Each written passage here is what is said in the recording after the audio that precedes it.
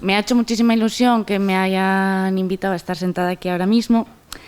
Me hace muchísima ilusión porque me han invitado desde Hierbabuena, me ha invitado mi familia y bueno, pues últimamente me he ido un poco de mi participación en Hierbabuena, pero sigue siendo mi familia y es un poquito esta sensación de cuando uno se independiza y se va de casa de papá y mamá, pero pues siguen siendo mi casa y siguen siendo el sitio donde volver y donde sentirse a gusto y donde sentirse cómoda. Y bueno, no me quiero poner muy ñoña y no quiero enrollarme porque luego aquí las ponentes les voy a tener que cortar el tiempo, entonces tengo que predicar con el ejemplo. Así que vamos allá. Esta última mesa se titula Salud comunitaria y comunidad saludable.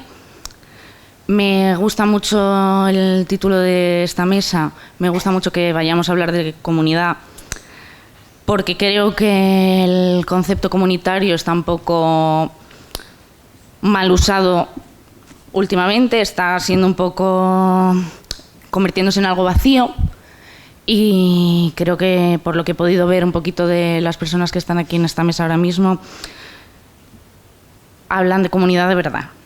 Hablan de comunidad que no se limita a llevar servicios sanitarios a la puerta de la casa de la gente ni a hacer un taller en un día en algún sitio, sino que hablan de comunidad en el sentido amplio y real de la palabra. Y bueno, no me quiero tampoco enrollar mucho más en ello, voy a dejarles espacio. Me parece precioso poder dar luz a esto, me parece precioso que estemos todos aquí y que haya venido gente desde diferentes sitios. Y bueno, pues vamos a empezar.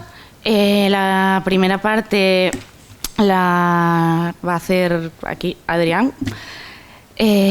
Su parte está titulada como Salud comunitaria, cuidados, identidades y participación.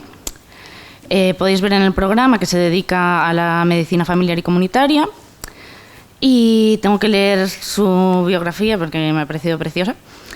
Adrián es de Vallecas, está trabajando en Usera y le molan bastante los saraos, participa en la cabecera, participa en el programa de actividades comunitarias de atención primaria, en el movimiento Marica y de alguna manera se define como artista. Es cinturón negro de karate, perrea hasta el suelo y en los ratos libres estudia algo de antropología. Y sin más, todo tuyo. Muchas gracias. Yo ya propuesto cambiar esto por una siesta, pero bueno, si os estáis quedando dormidos, lo voy a cambiar por una clase de perreo, o sea que no os durmáis, que va a ser peor.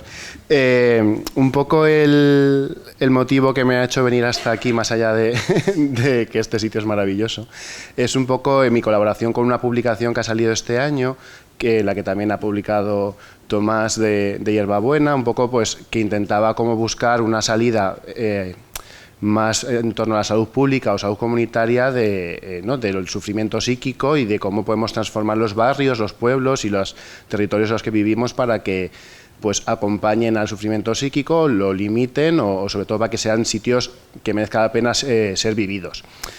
Yo en ese tochaco de libro online que está gratuito en internet, esto vamos, no es proselitismo, esto es gratuito, o sea que no es que esté vendiendo mi libro, no soy Paco Umbral, pero que en ese capítulo me pidieron mi colaboración pues un poquito porque lo que más me gusta a mí es la participación comunitaria en salud, ¿no? Entonces, la idea de que se llamase así la charla, pues básicamente porque era el título que le puse al capítulo en ese momento.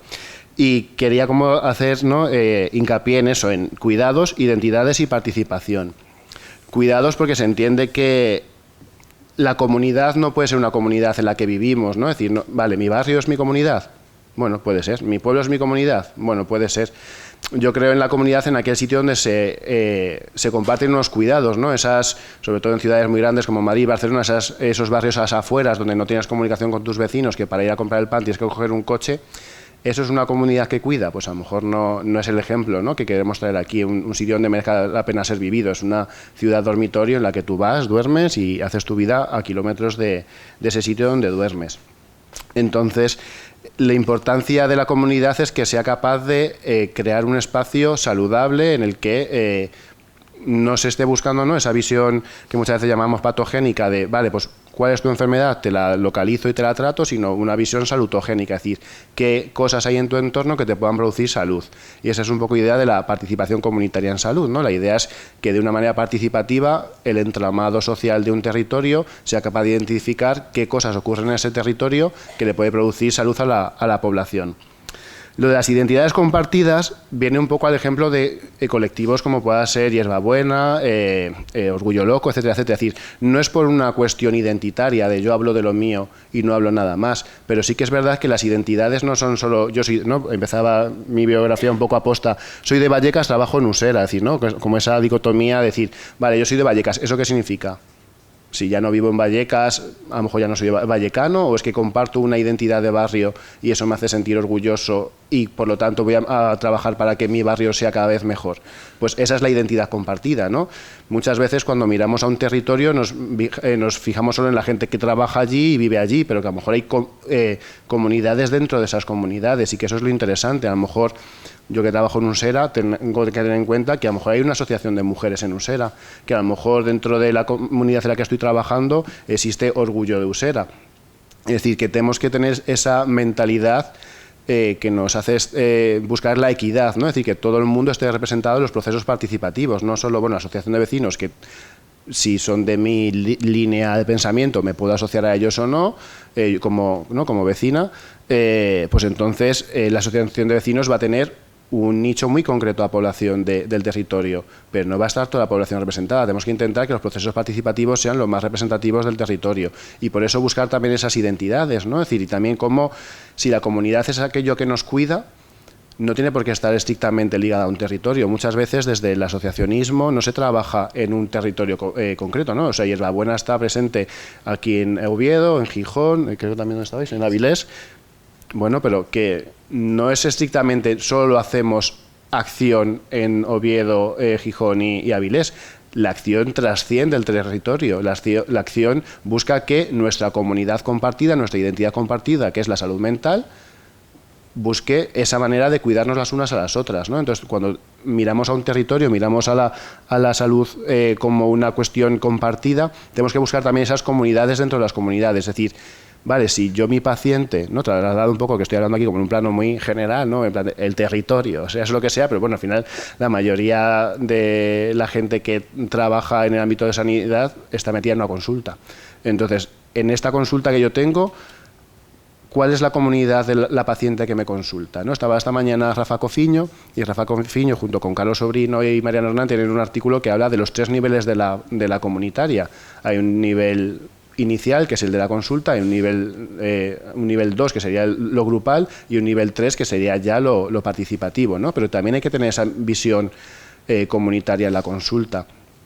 Cuando me viene una persona, por ejemplo, si es una trabajadora del hogar, ¿cómo voy a cuidar yo a una persona trabajadora del hogar? A lo mejor hay recursos en mi territorio específicos para ella, le vienen bien, pero a lo mejor tengo que tener en cuenta que es que ella va a tener sus propios recursos como trabajadora del hogar, o a lo mejor no los tiene porque no los conoce, pero mi misión como persona que está acompañando a su salud es dárselos a conocer, decirle, oye, ¿por qué no te pones en contacto con, por ejemplo, en Madrid tenemos SEDOAC, ¿no?, Servicio Doméstico Activo, que son trabajadoras del hogar que se han organizado para darse apoyo mutuo entre sí mismas de una manera horizontal y asamblearia, de tal manera que no soy yo, médico, prescriptor de salud, el que te digo tienes que hacer esto, sino, oye, Cari, acércate a SEDOA, que son gente como tú, y vas a encontrar una comunidad de cuidados. Esa es la idea de la comunitaria, ¿no? Es decir, encontrar un sitio donde entre todas generemos salud, no un sitio, ¿no? Muchas veces cuando hablamos de la prescripción, una prescripción social no es como, bueno, más bien recomendación, ¿no? Porque la prescripción es algo, yo te prescribo, es decir, yo te digo lo que tienes que hacer. Más, a mí me gusta más hablar de una recomendación,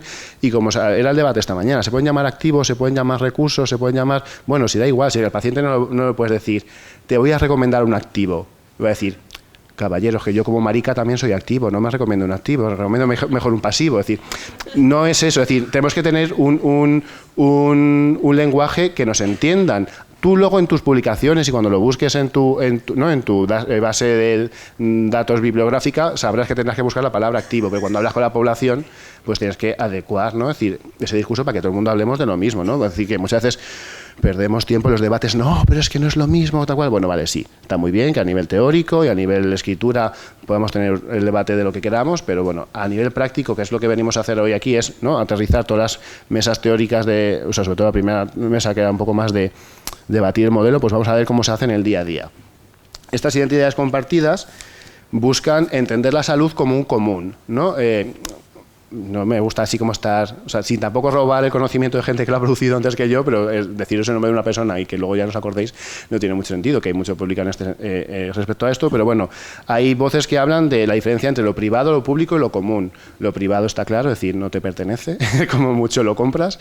Lo público no te pertenece del todo, es decir, es algo que en principio es de todo el mundo, pero la gestión no es tuya.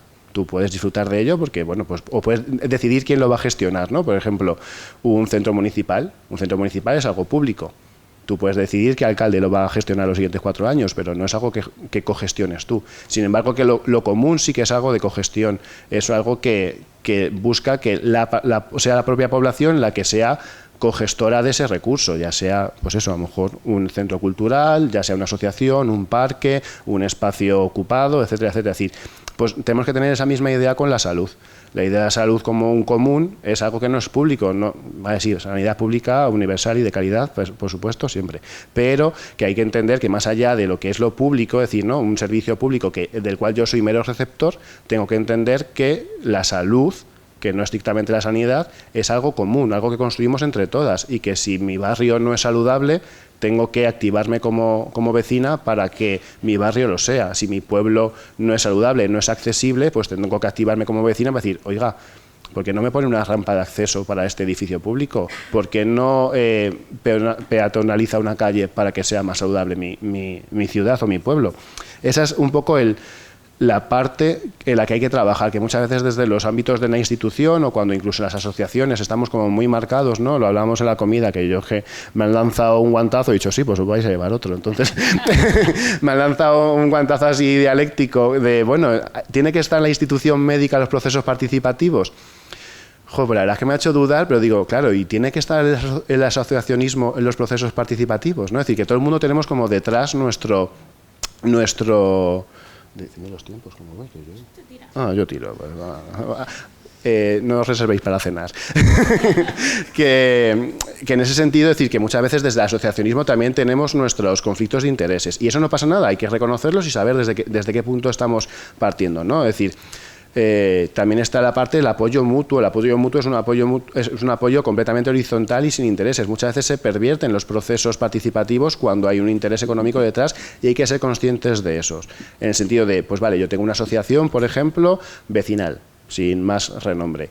Y la asociación vecinal, en plena pandemia, estamos dando de comer a la gente del barrio que pues no está pudiendo, como no está trabajando, no tiene recursos y no puede ir al supermercado para comprar. Bueno, pues nosotros como asociación de vecinos organizamos un reparto de alimentos.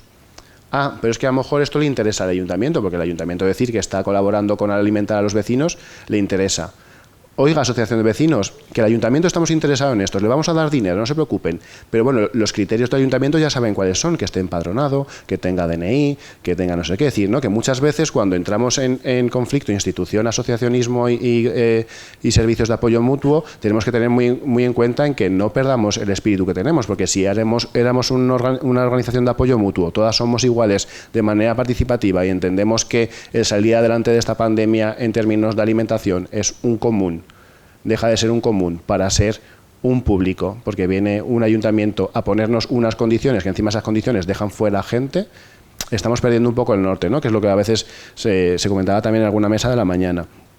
Y sobre todo porque la salud comunitaria o la promoción de la salud tiene que tener ese enfoque emancipador. Está muy bien que las instituciones participemos.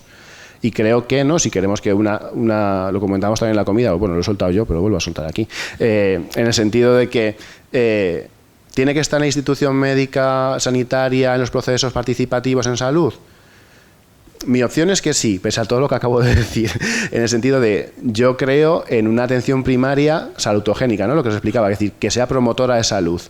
Si yo como médico de familia no puedo asistir a esos sitios donde se va a producir salud, mi papel queda relegado a que mi especialidad ya no es medicina familiar y comunitaria, si acaso sería medicina familiar, sea eso lo que sea, y si acaso sería medicina general. Entonces yo me dedicaría a ser un mero gestor de recursos, de a que te duele la cabeza, al neurólogo, te duele la tripa, al digestivo, y dejaría tener ese enfoque, ¿no? De promoción de la salud que tiene mi especialidad.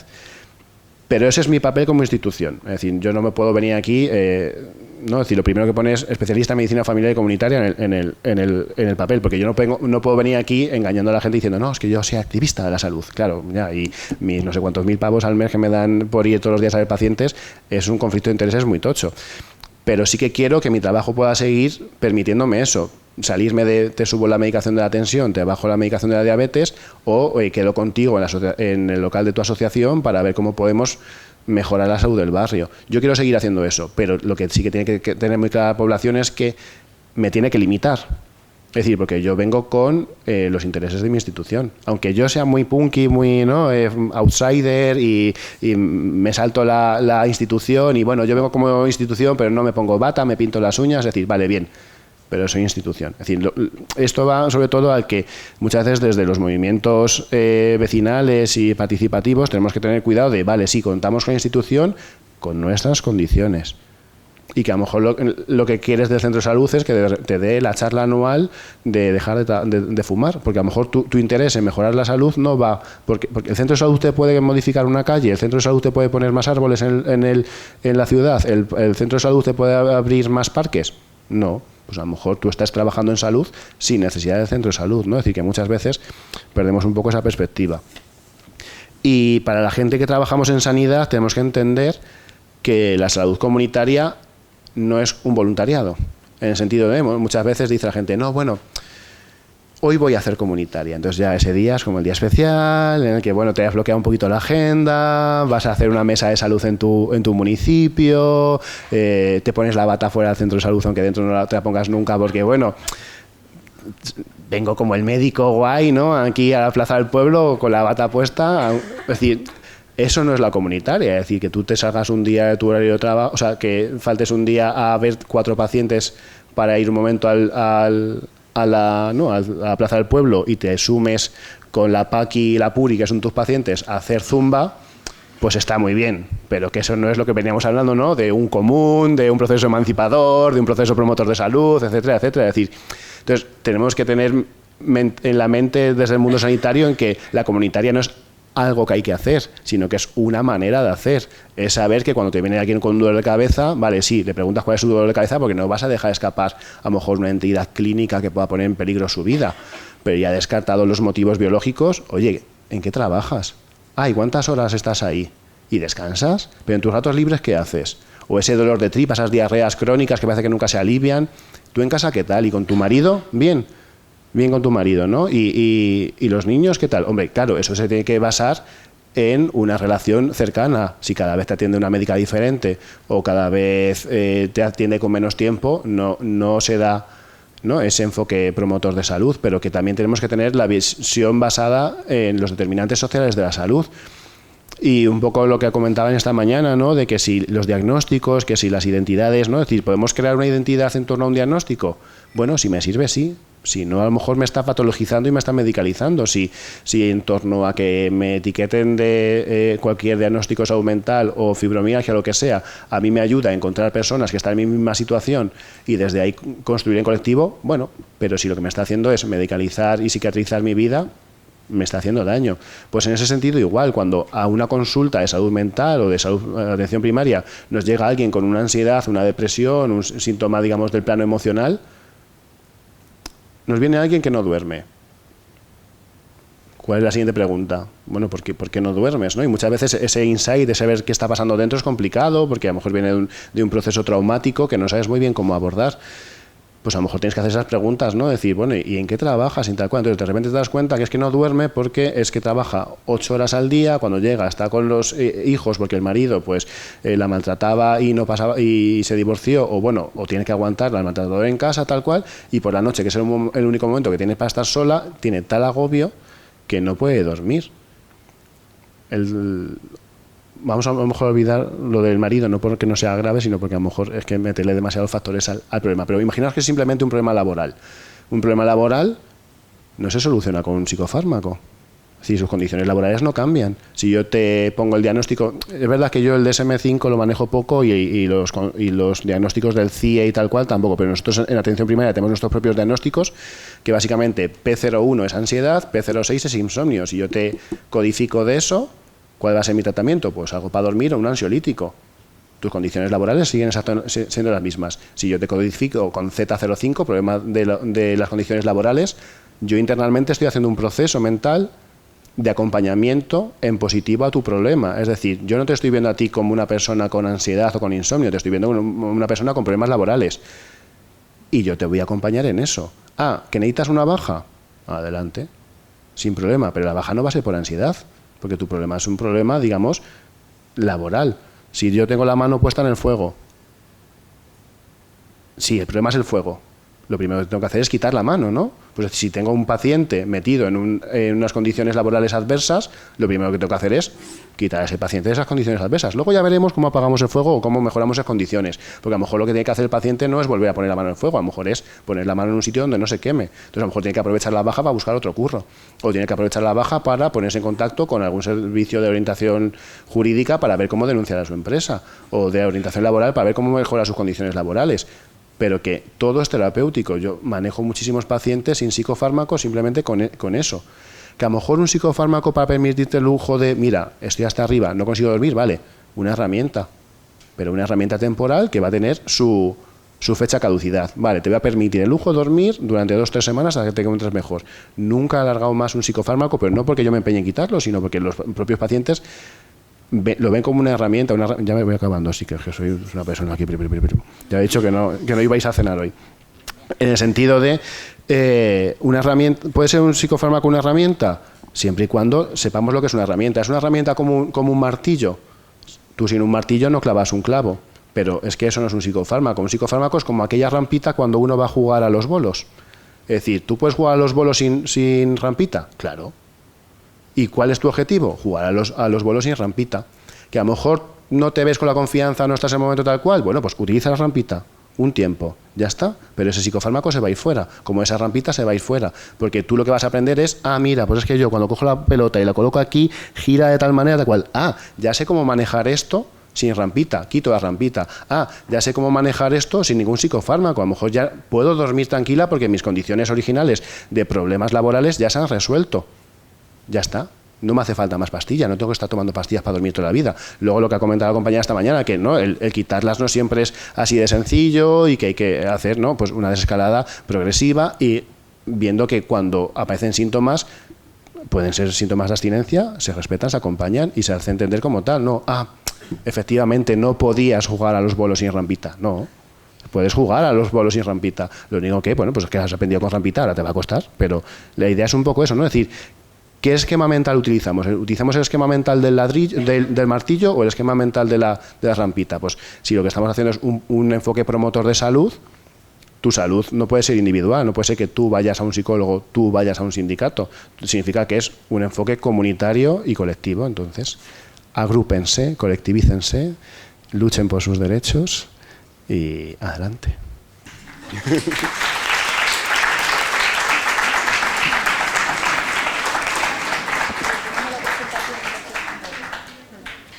Gracias. Y bueno, ahora va a hablar Fátima, investigadora, artista y activista. Activista en salud mental, feminista y antirracista. Fátima viene de Madrid, ha participado en la organización de los Días del Orgullo Loco desde 2018 y es responsable del contenido de la comunicación de Orgullo Loco Madrid. Es impulsora del proyecto Locas por los Libros, ha escrito varios artículos y ha realizado varias charlas sobre psiquiatrización, orgullo loco y sobre la relación del feminismo y el antirracismo con la salud mental. Fátima viene a hablarnos de movimiento del orgullo loco, luchas sociales e interseccionalidad. Fátima tiene un máster en adicciones por la Universidad de Barcelona y su trabajo fin de máster versó sobre la perspectiva de género en el tratamiento de las adicciones. En definitiva, Fátima tiene un discurso muy interesante. Es una mujer que investiga, que escribe, que pinta y que sigue sobreviviendo al sistema psiquiátrico. Bueno, sistema sanitario, tengo aquí puesto. Y bueno, creo que puede ser muy interesante para todas ver qué nos puede contar Fátima sobre la relación tan compleja que existe entre locura y feminismo, entre locura, sufrimiento y antirracismo, y en definitiva la relación que existe entre la psiquiatrización y dentro de este sistema capitalista, colonialista y patriarcal. Y dale. Vale. Gracias. A ver esto. Aquí, ¿no? Vale. Hola. Muchas gracias. Gracias por la presentación. La verdad es que yo sobre todo me identifico como superviviente de la psiquiatría. Luego todo lo demás lo pongo como para quedar un poco bien y para que parezca que tenga algo de legitimidad de estar aquí. Y bueno, lo primero quiero agradecer a la Asociación Hierbabuena, sobre todo a Tomás, que es a quien más conozco, por esta invitación, por haber organizado estas jornadas, y también a la Facultad de Psicología de Oviedo, por darnos la oportunidad de hablar con quienes seguramente serán, porque no nos va a dar tiempo a abrir la psiquiatría y la psicología mientras acabáis la carrera, el sistema de salud mental del futuro. Entonces yo lo que voy a hablar, como ya he hablado muy bien de todo lo que es comunidad, determinantes sociales y activismo, voy a hablar de lo que es el movimiento del orgullo loco, de las luchas sociales y de cómo todo lo que es la locura y el sufrimiento psíquico intersecciona con el resto de opresiones, como puede ser el racismo, la LGTBI-fobia, el capacitismo, por supuesto el capitalismo y bueno, pues allá vamos. Esta foto de presentación la he puesto porque me parecía así muy optimista. Es de la última manifestación que hicimos en Madrid del Orgullo Loco, que fue el pasado mayo.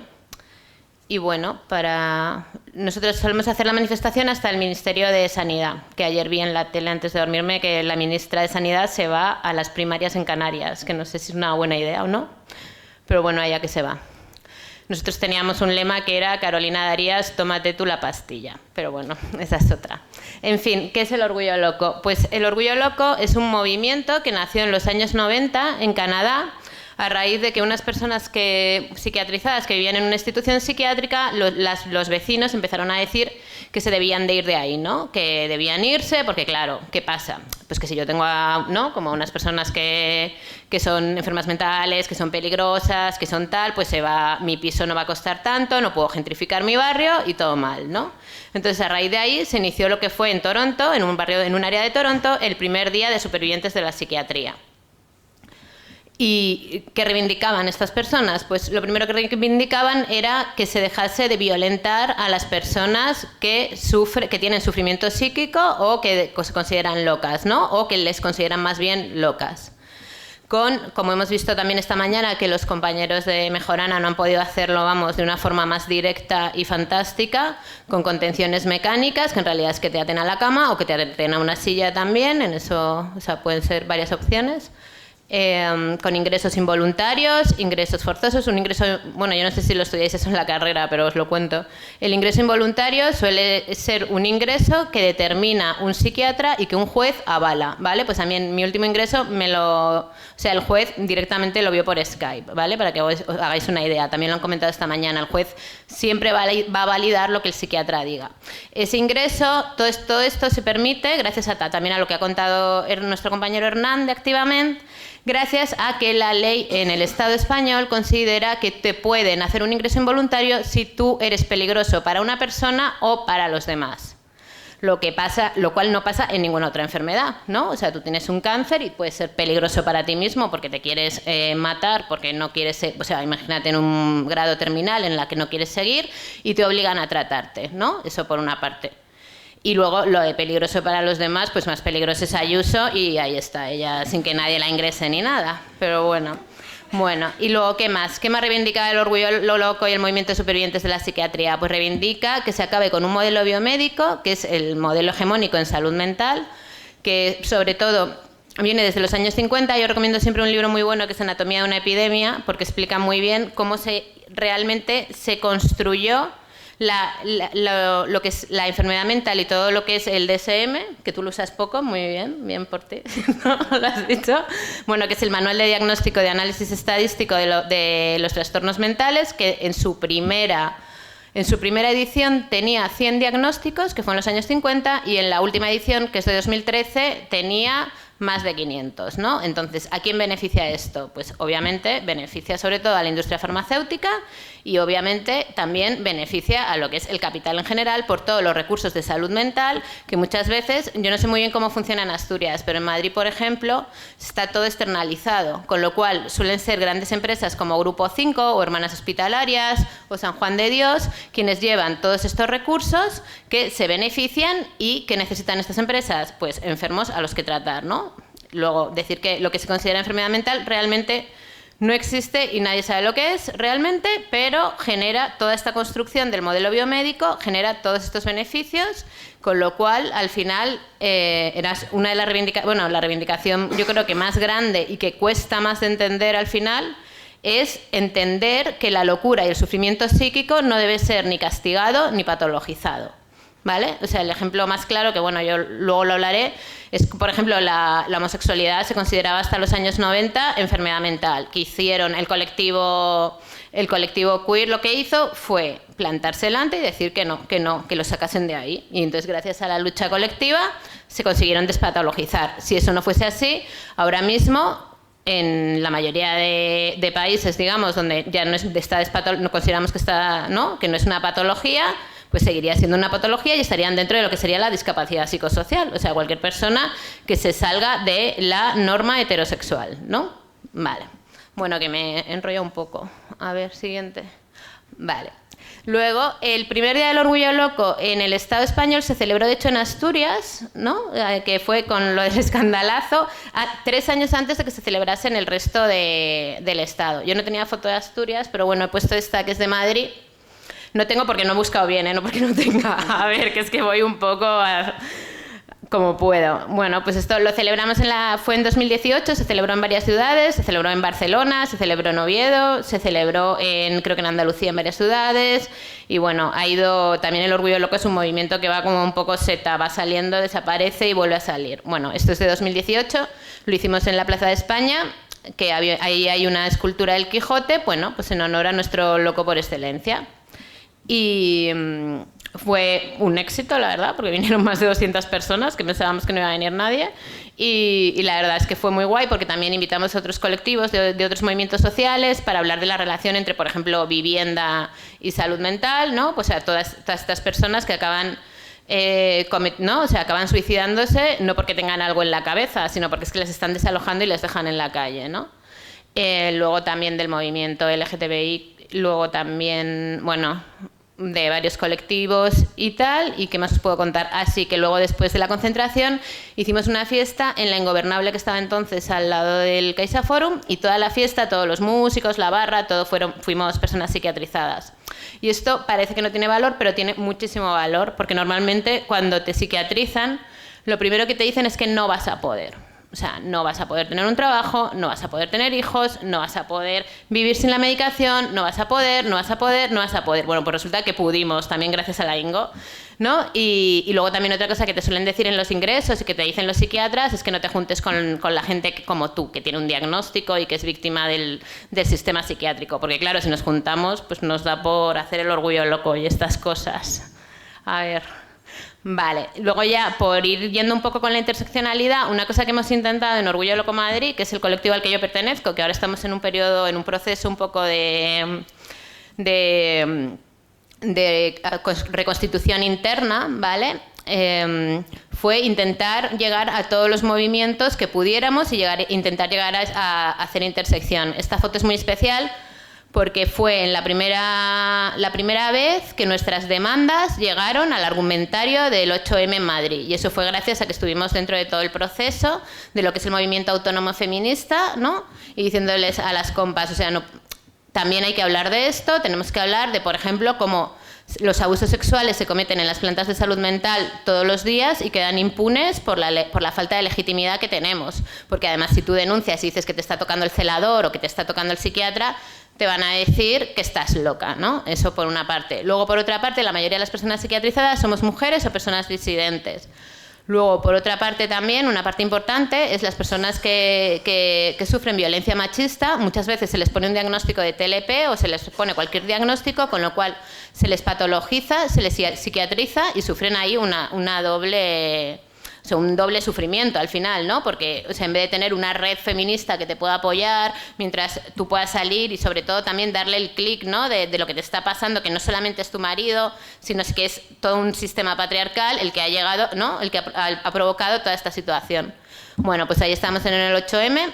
Otra cosa que me parece importante compartir es que muchas veces también psiquiatrizamos a los maltratadores, ¿no? O sea, eso es una cosa que sale mucho en la tele, ¿no? Un enfermo ha matado a su mujer y a sus hijos. Un enfermo, ¿no? O sea, estaba enfermo mental, ¿qué le pasaba? Tenía un diagnóstico. Pues no, ¿no? O sea, es algo que, por ejemplo, el movimiento feminista sí que ha llegado a una conclusión clara, y es que no están enfermos, sino que son hijos sanos del patriarcado. A ver. Vale.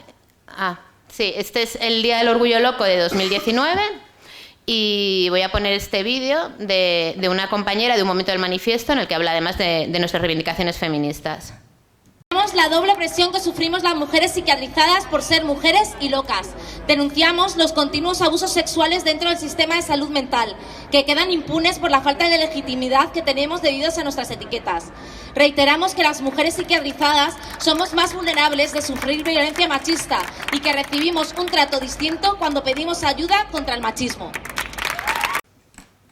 Bueno, esa es una parte del manifiesto. Si queréis leer el manifiesto está en nuestro blog, que se llama Orgullo Loco Madrid.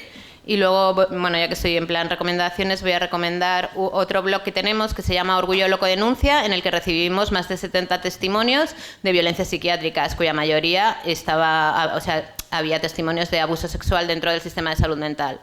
Esto tiene muchísimo valor porque si tú buscas en Google violencia psiquiátrica, casi no te sale nada. O sea, es una cosa que que es completamente tabú. Y luego el tabú de los tabús sería lo que es la violencia psiquiátrica en las plantas infantojuveniles de salud mental. También hay unos testimonios de unos chavales de Ciudad Real que se reunieron entre ellos y empezaron a denunciarlo con testimonios anónimos, y también lo podéis encontrar al lado creo que lo tenemos también como una entrada del blog, o sea que si no, buscarlo, no me acuerdo bien cómo se llama exactamente. Pero eso yo creo que es como el gran tabú ya de nuestra sociedad, es aceptar, ¿no?, que en las plantas de salud mental se atan a niños de 10 años, por ejemplo, ¿no? O sea, no estamos como sociedad preparados, yo creo, o hay mucho interés detrás también, por supuesto, pero de esto no se habla. Y de hecho, cuando a nosotros nos llegaron los testimonios, que nos los mandaron los chavales, fue dificilísimo que se publicase en prensa. O sea, muy, muy difícil. Conseguimos un artículo, porque nadie quiere hablar de esto, ni Amnistía Internacional, ni Save the Children, ni nadie, vamos. Y bueno, pues eso, Orgullo Loco Denuncia. Y lo siguiente... Vale, la siguiente presión sería el racismo y cómo el racismo es causa también de sufrimiento psíquico y también de enloquecer, ¿no? Y sobre todo para las personas, no solamente ya la propia racialización que te convierte en otra edad, sino también el hecho de emigrar, estar en un país extraño, el estar con un estrés que te mueres porque si te pilla la policía y estás en situación irregular, te pueden meter en un CIE, como comentaba el compañero. Por ejemplo, yo recomiendo mucho siempre la asociación SEDOAC de Mujeres Trabajadoras del Hogar, en el que ellas, por ejemplo, reivindican que el trabajo de interna es esclavitud moderna, ¿no? Y bueno, y cómo es ese sufrimiento psíquico, o sea, cómo provoca un sufrimiento psíquico y te enloquece al final, ¿no? Y luego, por otro lado, también la psiquiatría siempre ha servido como una herramienta de control dentro de lo que sería la construcción del racismo científico. Y bueno, para empezar, ya en el siglo XIX se inventaron una enfermedad que se denominaba drapetomanía, que consistía en el deseo de los esclavos de querer escapar en las plantaciones.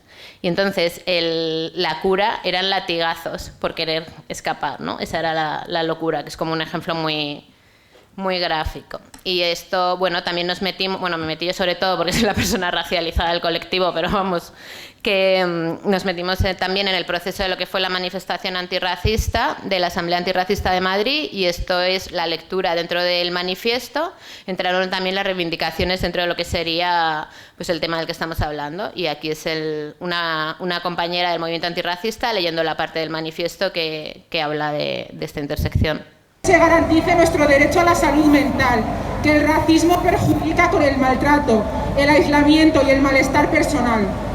Además, las personas racializadas y o migrantes tenemos más posibilidades de ser víctimas de la psiquiatrización. Y luego, pues eso, el tema también es verdad que todo lo que es racismo y salud mental en el Estado español se ha trabajado poco, pero bueno. A ver. ¿Y ahora? Vale.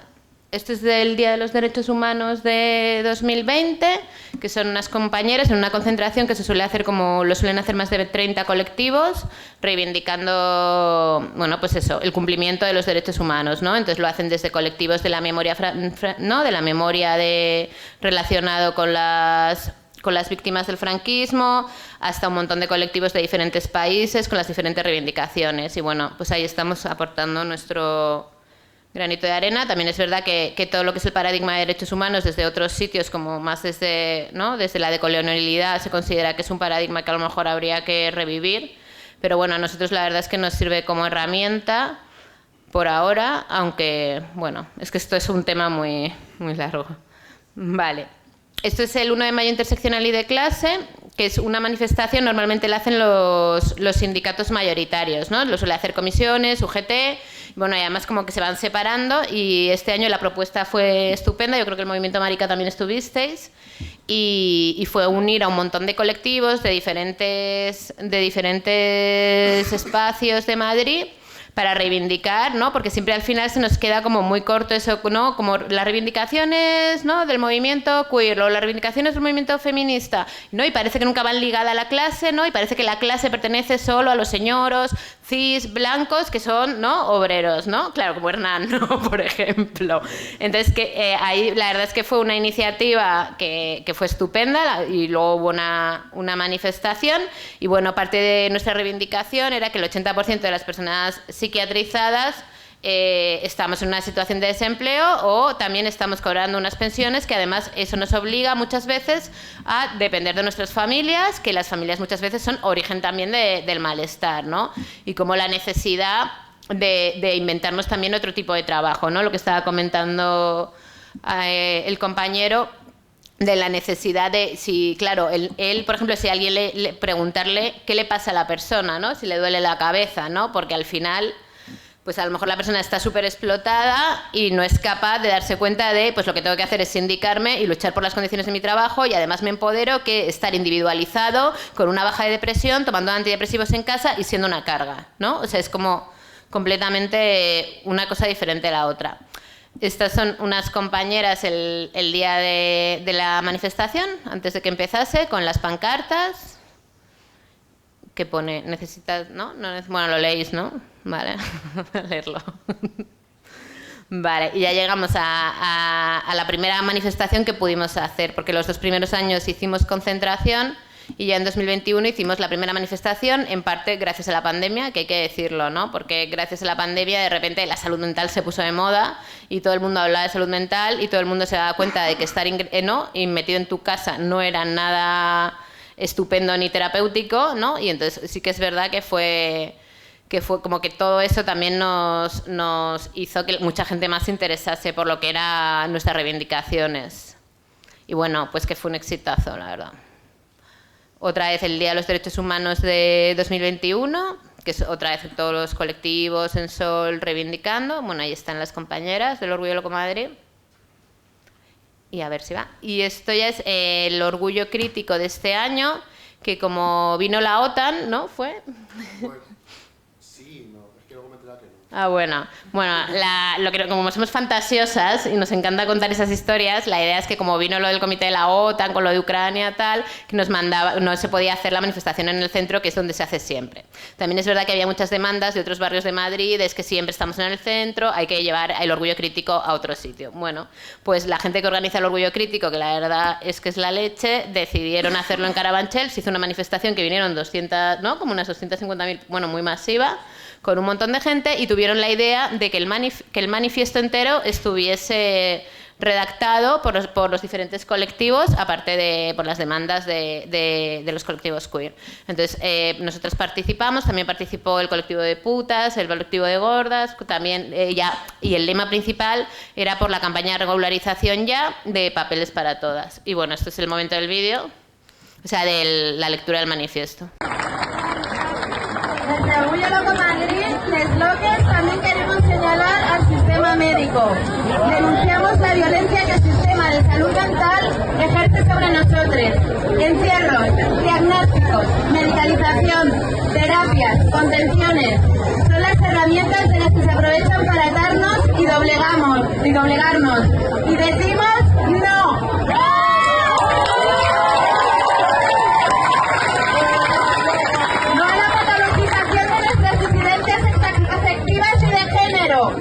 No al modelo biologicista, no a los tratamientos y a las terapias de conversión que en un trato totalmente inhumano intentan forzar a encajar en la norma.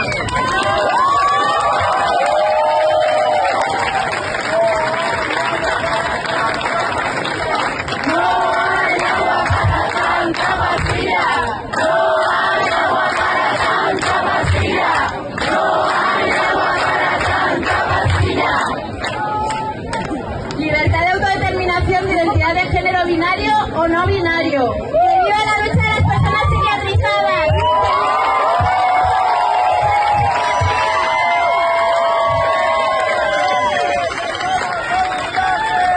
No estamos solas, faltan las ingresadas. No estamos solas, faltan las ingresadas. No estamos solas, faltan las ingresadas. Vale. Bueno, y esta es también como la importancia de que un colectivo como chiquitito como nosotras al final llegue a un montón de gente, ¿no? Y que cuando la gente empezó a gritar lo de no hay agua para tanta pastilla fue porque una persona vino al Orgullo Loco Madrid, luego fue al Orgullo Vallecano y se lo puso en la cara, y entonces un montón de gente ya se lo sabía, ¿no? Y entonces, o sea, de ahí también la importancia de esa interseccionalidad y de no quedarte con tu colectivo ahí, tú, ¿no? O sea, como de poder encontrarte con todas las personas que al final luchan por lo mismo que tú, ¿no? Pero desde diferentes enfoques.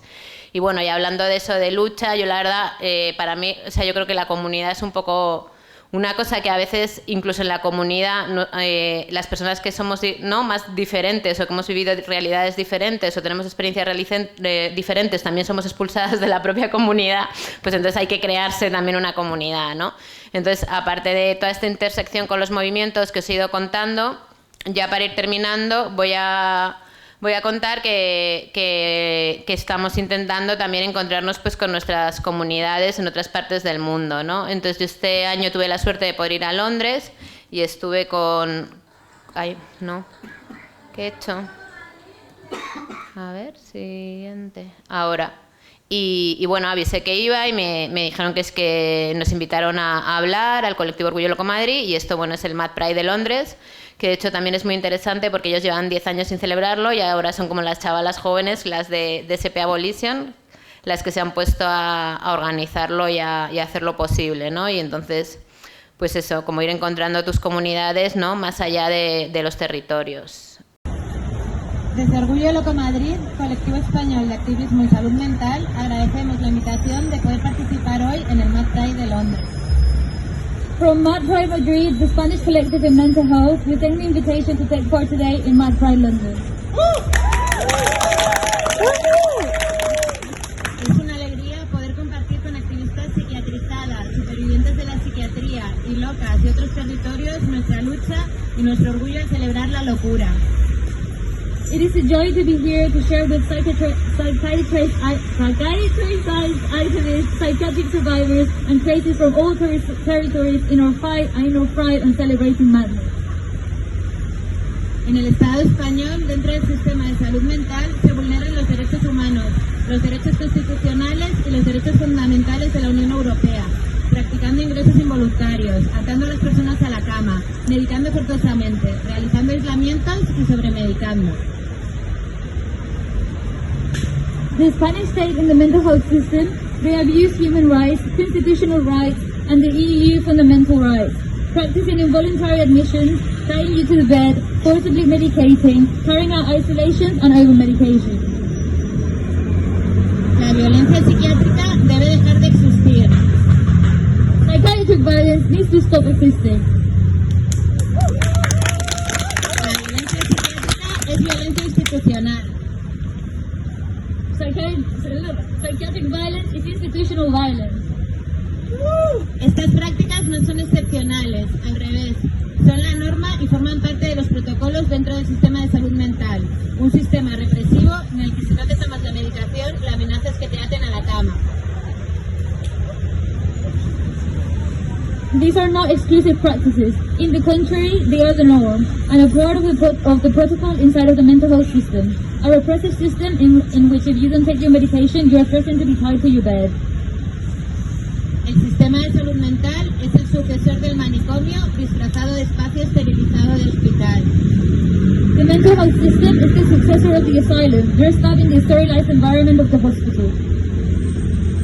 La rabia porque nos han arrebatado la vida, nos han anulado, nos han torturado en un estado de derecho, nos han medicalizado, nos han transformado el cuerpo, nos han convertido en adictas, en desechos que solo sirven para consumir más pastillas y llenar más plazas en los recursos de salud mental.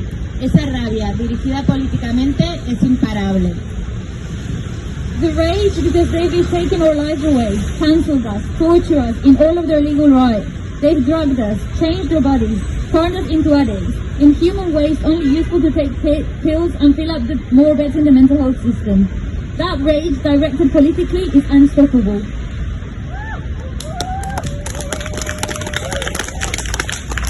Si a esa rabia le unimos encontrarnos entre nosotras en diferentes países, luchando juntas, planteando los malestares desde una perspectiva de clase, feminista, antirracista e interseccional.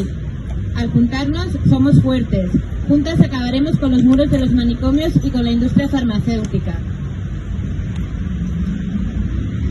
If that rage we find and we bring together across countries, fighting together from a perspective of class, feminism, anti-racism and intersectionality. When we come together, we are stronger, and together we will take down the walls of the asylum and of the pharmaceutical industry.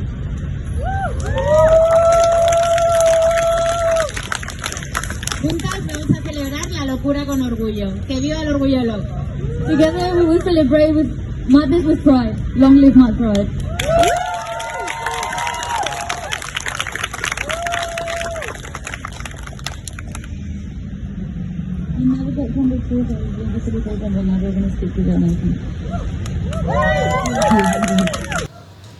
Vale, pues eso era frente al Parlamento y la compa que está traduciendo es la compañera Medusa de CP Abolition, que también os recomiendo que sigáis. Vale, pues esto ya es como para finalizar lo que yo creo que siempre ha sido la comunidad, ¿no? Quien representa mejor la comunidad. Y eso, pues que juntémonos, que hablemos y que luchemos. Muchas gracias.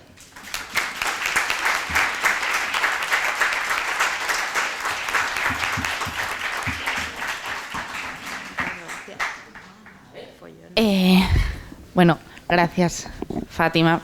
Me acaban de sufrir un poquito durante toda la ponencia viendo los vídeos porque me apetecía aplaudir a cada uno de los discursos cuando acababa y gracias por poder ahora aplaudir al final.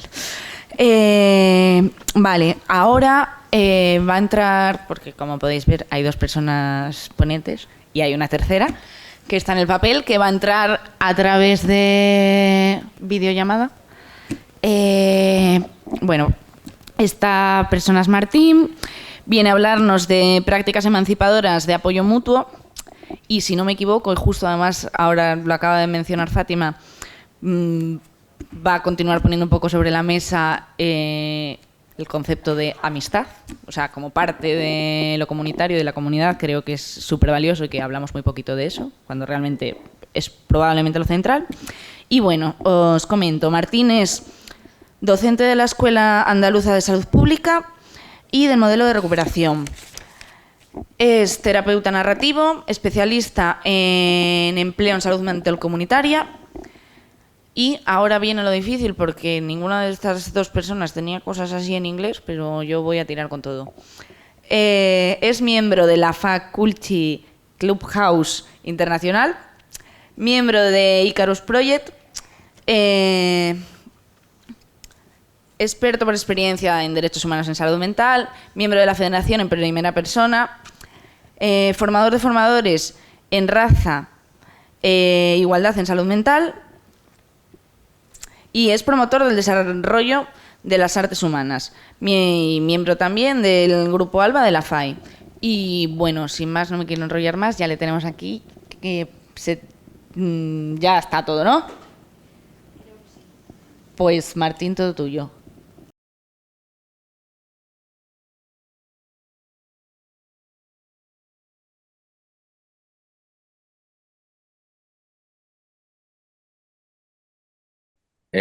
Yo soy Martín, del proyecto Ícaro, y soy el director del Arcadia Clubhouse, que son dos proyectos que creo que ya conocéis.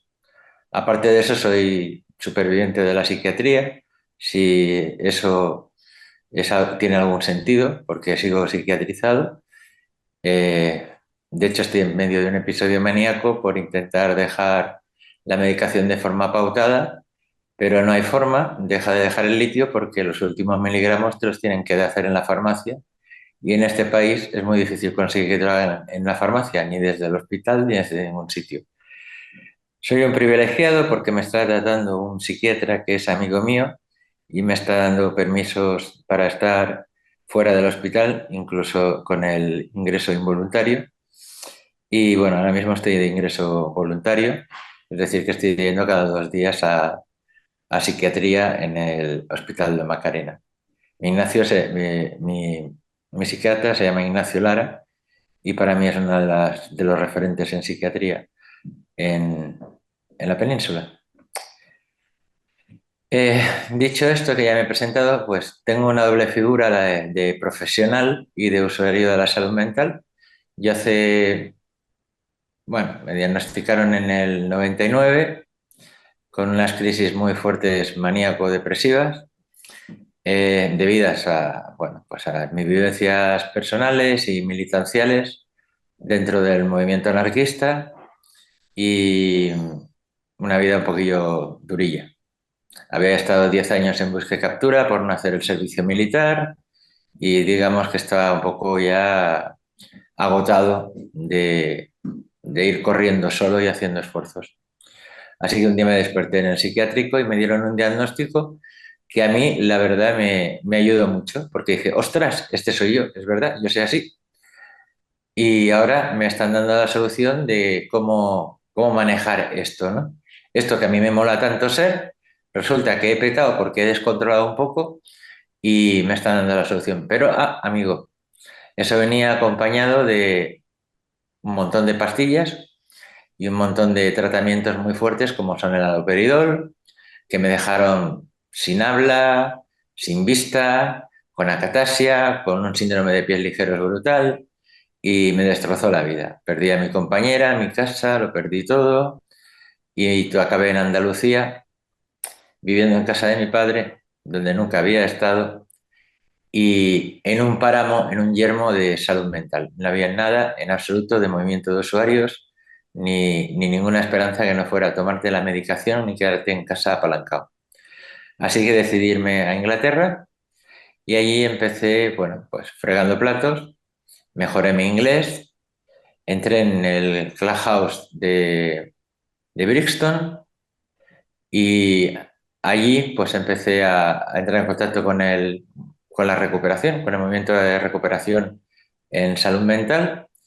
Y como estaba en la unidad de empleo, pues yo había estado en un sindicato, es decir, en la CNT, pues se me daba bastante bien hacer orientación laboral y esas cosas. Terminé trabajando en un equipo comunitario de salud mental del NHS en Hackney, del East London and the Mental Health Trust, donde, bueno, yo creo que hice una bastante buena labor como profesional, como especialista en empleo y como introduciendo la agenda de trabajadores de apoyo mutuo y generando grupos de apoyo mutuo y en concreto, en un momento determinado, bajo las directrices del Trust que tenía la entidad de hospital universitario, o sea, de universidad, pues me fui formando y también acabamos haciendo grupos de escuchadores de voces, que era la prioridad en aquel momento, ¿no? Todo eso me llevó al activismo en MadPride, con la gente que lo fundó en los años 90, entre ellos Robert Dellard, que fue un gran amigo y que murió hace un par de años, y a meterme en una serie de colectivos, bueno, pues todos los colectivos habidos y por haber, pero el referente para mí no estaba allí, estaba en Estados Unidos y era el proyecto Ícaro, que lo había iniciado un compañero que se llama Sasha Alman-Dubrul. Y si os parece, ahora voy a pasar a compartir la pantalla para que podáis ver la presentación que tengo preparada.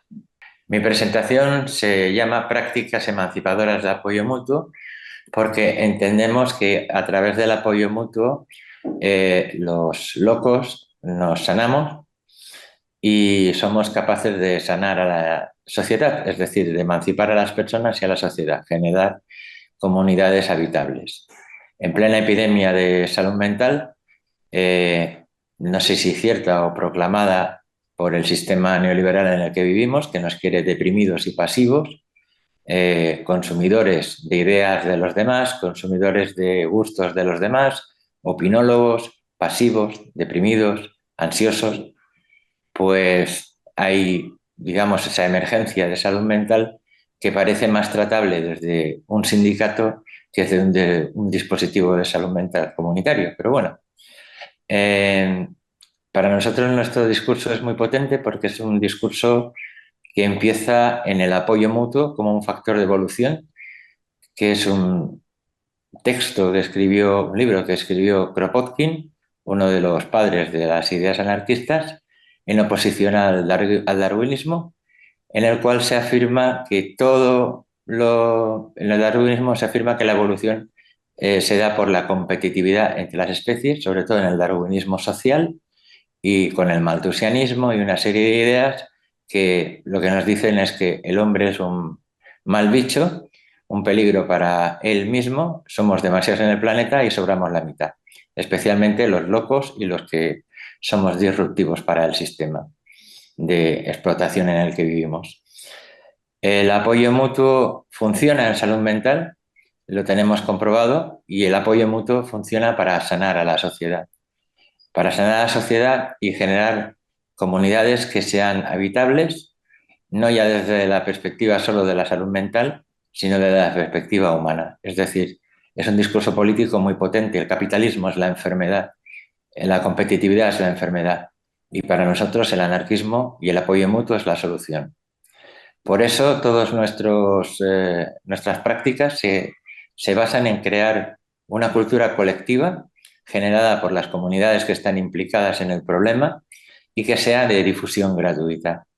Para ello, aquí en España nos hemos dotado de varios elementos, como serán el Clubhouse Arcadia. Hemos intentado introducir el modelo Clubhouse en España, no con mucho éxito, porque ha habido mucha oposición de los servicios sociales en salud mental, de las fundaciones privadas de salud mental y de todo el tinglado y negocio que hay sobre el sufrimiento humano montado en este país. También hemos montado el proyecto Ícaro en castellano y venimos con una serie de propuestas que aquí podéis leer y que os voy a desarrollar más adelante. Pero para explicar qué es el proyecto Ícaro, yo creo que es mejor que lo haga el compañero Sasha, al que le he pedido que nos grabe unas palabras en castellano, ya que hizo un vídeo hace poco.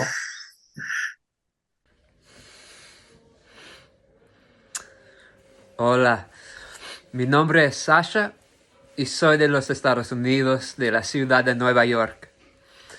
Estoy muy feliz de poder hablar con todos ustedes. Ahora vivo en California con mi pareja y nuestros 2 hijos pequeños. Me siento honrado de poder hablar contigo en España. Les voy a hablar brevemente sobre la historia de un movimiento social y algunos proyectos en los que he estado involucrado durante los últimos 20 años. Cuando era más joven, pasé mucho tiempo encerrado en hospitales psiquiátricos y me diagnosticaron trastorno bipolar. Tenía muchos amigos con experiencias similares y nos sentíamos impotentes y alienados. Cuando tenía 28 años, yo escribí una historia sobre mis experiencias que mucha gente leyó y terminamos iniciando una organización llamada The Icarus Project, el Proyecto Ícaro. El Proyecto Ícaro comenzó con la idea de que en lugar de vernos a nosotros mismos como enfermos o desordenados, nos vemos con dones peligrosos, como las alas de Ícaro en la antigua historia griega. Fue una red de apoyo y un proyecto mediático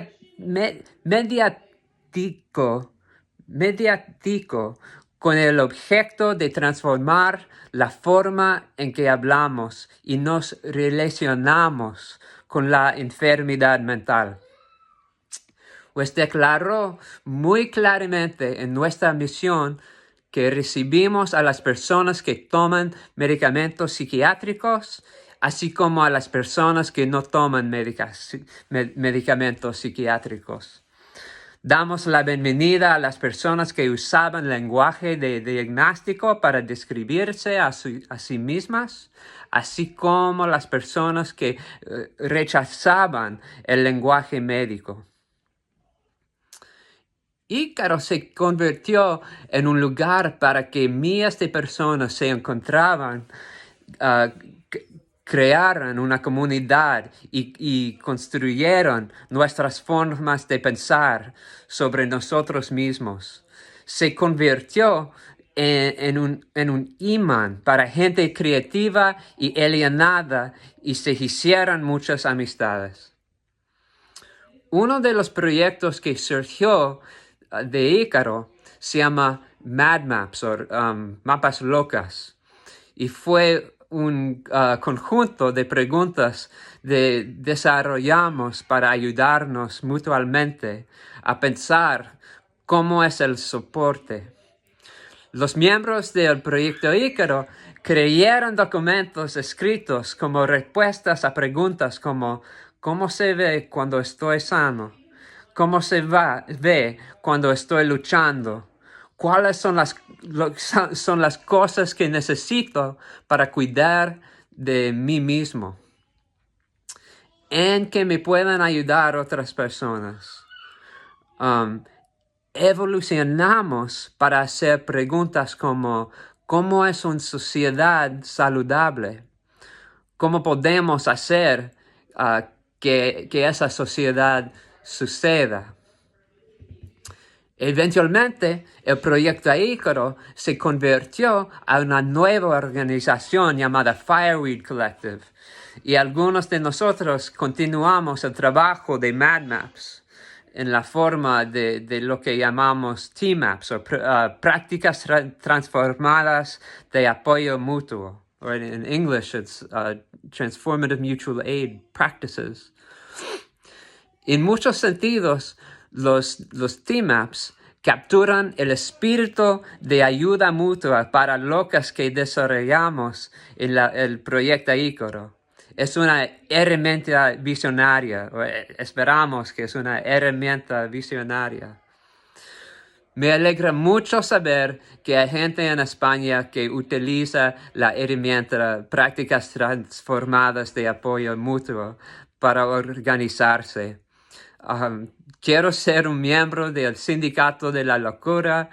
Muchas gracias para escucharme y nos vemos en un lado del mundo o el otro.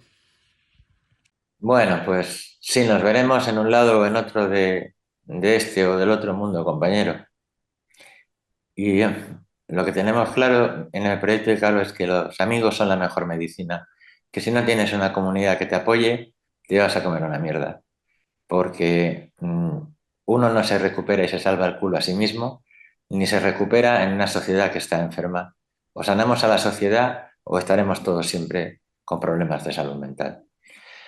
Para ello, como ha dicho Salcha, hemos creado una serie de herramientas, como son los mapas locos, que en inglés son T-Maps y en castellano son Mapéate, que son mapas de apoyo mutuo transformadores, y que, bueno, os voy a poner aquí un poco, que lo tengo en el blog. Os voy a sacar, os lo podría sacar en inglés, podéis ver que tenemos una comunidad que es T-Maps, que funciona a nivel online, hay reuniones, hay roll calls que se llaman cada semana para que la gente hable y donde se da formación en cómo montar los mapas locos, y funcionamos pues simplemente con donativos de la gente. Hay una sección de cómo hacer tus propios mapas, cómo bajártelos, y bueno, estamos trabajando en construirla en castellano también, ¿no? Lo que pasa que, bueno, no es sencillo cuando no tienes los medios ni un equipo de traductores para hacer todo este tipo de cosas, ¿no? Tenemos los T-Maps en castellano, lo tenemos aquí en el PDF, que creo que me lo puedo abrir también, y si no me lo puedo abrir, pues me lo puedo abrir en primera vocal, pero bueno, lo tenéis disponible en castellano.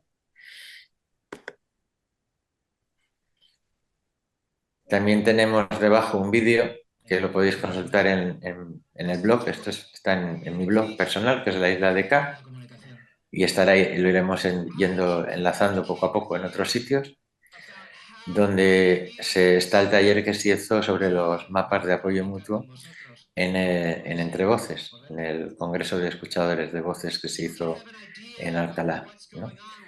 Esta herramienta, pues la verdad, tendría mucho de prácticas transformadoras de apoyo mutuo, tendría mucho que hablar sobre ella, pero deciros que está basada muy en la idea de los Wellness and Recovery Action Plans de Mary Ann Copperland, que la muchacha se los montó de forma pues capitalista, es decir, tienen copyright que hay que pagar. Y yo, cuando curraba en los equipos de salud mental británicos, nos los bajábamos por todo el morro y los fusilábamos para poder trabajar, porque este tipo de herramientas, desde luego, crearlas para quedártelas y sacar un provecho me parece ser una basura humana. Entonces nosotros, pues, están disponibles a todo el mundo. Lo único que podemos hacer es, a lo mejor si tenemos que hacer formación, pues intentar que los formadores, la gente que tenga la formación, cobre ese tiempo de su trabajo, ¿no? Voy a seguir también ahora con la presentación y os voy a hablar de los grupos de transición, que son unos grupos de rescate que diseñamos en el equipo de salud mental comunitaria de Hackney, entre la compañera Ulsen Hussein, que es psicóloga clínica, y yo, usando la terapia narrativa, y estaban muy enfocados a que de ahí, del trabajo ese, se generasen grupos de escuchadores de voces. La terapia narrativa empieza con Michael White. Aquí os remito otra vez a mi web. Aquí viene toda la explicación de, bueno, dónde se ha hecho, dónde no se ha hecho. Utilizamos un artículo, que es Fuerza para nuestros caminos, que fue escrito por unos compañeros en el Dallas Center. Le pedimos permiso al Dallas Center para traducirlo. Bueno, primero para usarlo la primera vez en Inglaterra. Se lo pedimos al grupo y al Dallas Center. Este trabajo lo hizo directamente Michael White con este grupo, y después pues lo tradujimos, se lo devolvimos traducido y lo hemos estado utilizando en castellano. Como veis, está dividido en apartados, como aceptar nuestras experiencias, pues eso lo leeríamos en una sesión. Cambiar nuestra relación a las voces, pues lo haríamos en otra sesión. Y así, poco a poco, vamos hablando entre todos, entre un grupo de 8 o 10 personas, de los mismos conceptos que ya han hablado otros compañeros, de una cultura colectiva que ya está creada, y curiosamente vamos llegando todos a las mismas conclusiones, y es a generar una narrativa propia que pasa de lo biologicista a lo social y a los problemas biográficos que hemos tenido las personas, pues que escuchamos voces, y ahí me incluyo a mí mismo, porque la gente que tenemos psicosis maníaco-depresiva, tenemos psicosis y tenemos mucho más entendimiento con una persona diagnosticada de esquizofrenia que tenga psicosis que con una persona que tenga trastorno bipolar y esté deprimido la mayoría del tiempo y de vez en cuando se ponga un poco contento. Y es porque nosotros en el proyecto Ícaro, como ha dicho Sacha, hablamos de dones peligrosos. Para nosotros tenemos un don que es peligroso y que se puede controlar. Se puede controlar y no se debe controlar solo con la medicación. Se puede controlar la medicación en un primer episodio, pero lo que no se puede dejar a la gente anulada y no dejar que acabe de desarrollar esa crisis espiritual o ese estado alterado de la mente que necesita para transformarse en algo nuevo y distinto y sobrepasar sus traumas o sus problemas, ¿no? Y en eso es en lo que estamos trabajando en los grupos de transición. Aparte del artículo en ciernes, bueno, pues veréis que hay un montón de materiales, que es el RAS 21 o RAS 25, que es para evaluarlo, para ver digamos, como la percepción que tiene la persona en un principio en cuanto a su recuperación, después en mitad del grupo y al final del grupo, lo cual te da una puntuación y ves, bueno, si estas cosas se pueden medir, como la opinión que tiene la persona sobre ella misma, ¿no?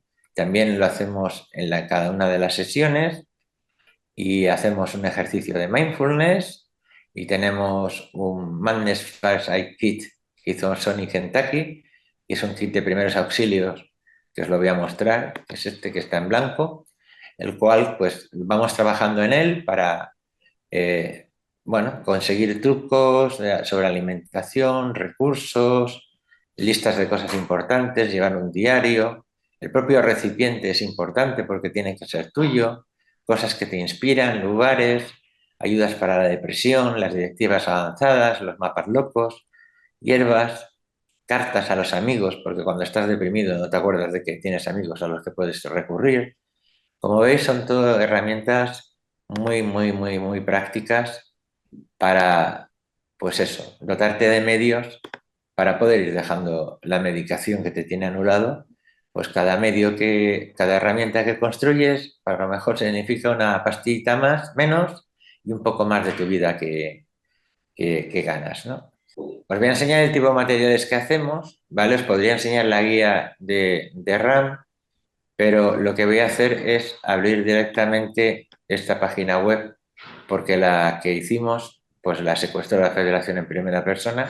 Se hizo una red de apoyo mutuo para toda Andalucía, para todos los grupos que pudiera haber en Andalucía, y la Federación solamente quería que fuese para grupos que estuviesen dentro de la Federación, que no estuviesen, por ejemplo, en la asociación de familiares. Entonces, aquí tenemos la red de grupos de apoyo mutuo de Andalucía, la creamos nosotros, así que hemos reconstruido la página web, que ya está funcionando, como veis, recursos, grupos, proyecto Ícaro, y os voy a hacer la presentación de cómo se hizo esto, que como ya la tengo aquí abierta, vamos a ganar tiempo, ¿vale? Hicimos una reunión donde, como siempre, decíamos que las cabras no están solas, bienvenido a nuestra rama, por eso era una coña, la Red de Apoyo Mutuo de Andalucía, donde la enfermedad te persigue y buscas ayuda y estás solo.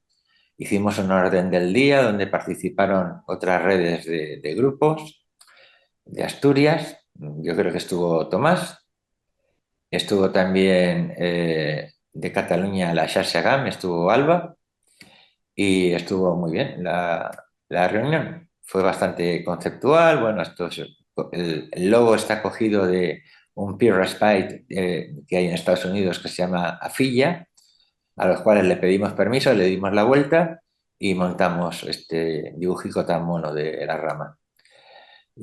Aquí tenéis la guía para la creación y facilitación de grupos de apoyo mutuo, que también está disponible en nuestras webs, que está basada en los materiales del proyecto Ícaro, pero adaptadas en este caso pues a la red de apoyo mutuo de Andalucía, como podía estar, pues bueno, aquí es en primera persona, pero podía ser para Icaria o podía ser para el proyecto de la Federación BEUS o para quien fuera, ¿no?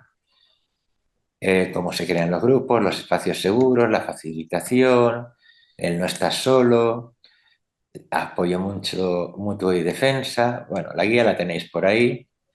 Esto es un poco un rollo conceptual entre la terapia narrativa y cómo funcionan, digamos, las sesiones de cada grupo. Y este es el mapa que os he enseñado antes, pero relleno, la caja de recursos. Como veis, son un poco más o menos, bueno, esto es un árbol de la vida, un grupo de apoyo mutuo de lo que sea. También es un recurso, el árbol de la vida es un recurso de terapia narrativa.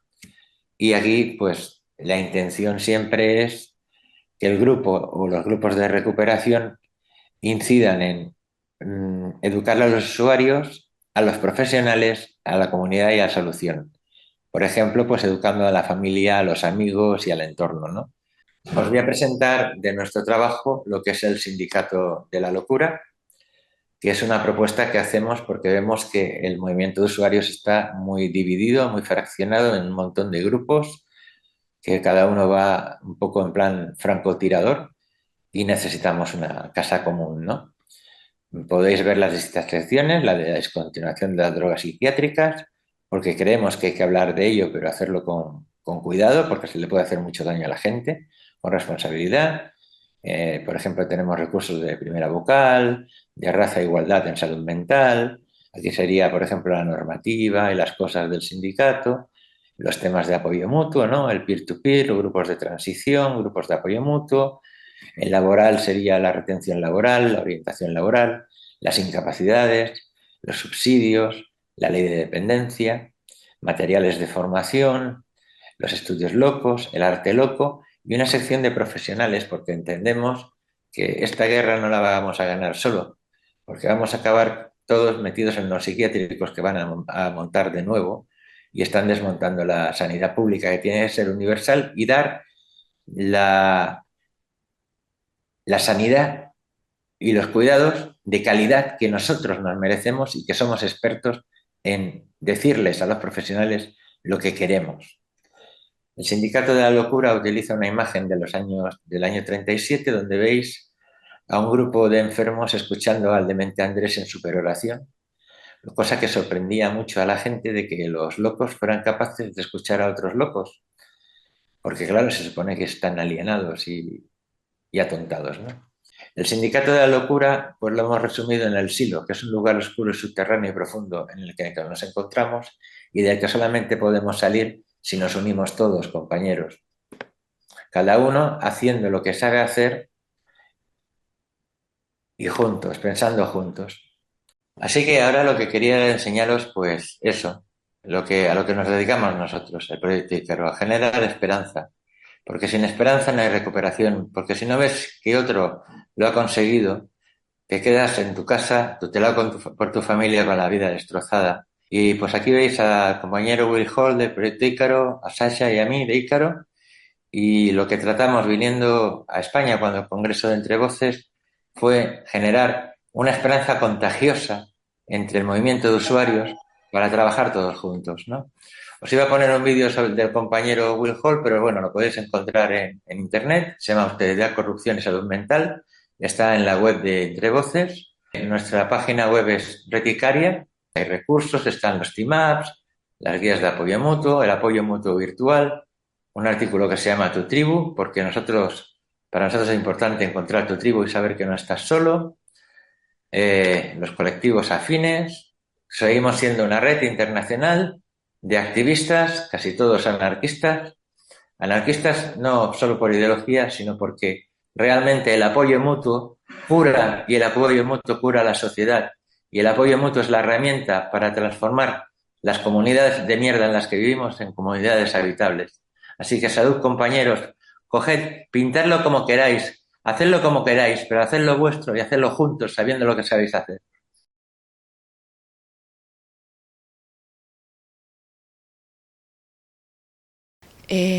Cualquier pregunta que tengáis, creo que podemos disponer de este espacio, ya que lo hemos hecho bastante bien en cuanto a tiempos, para hablar tranquilamente con las personas ponentes que están aquí ahora mismo en la mesa.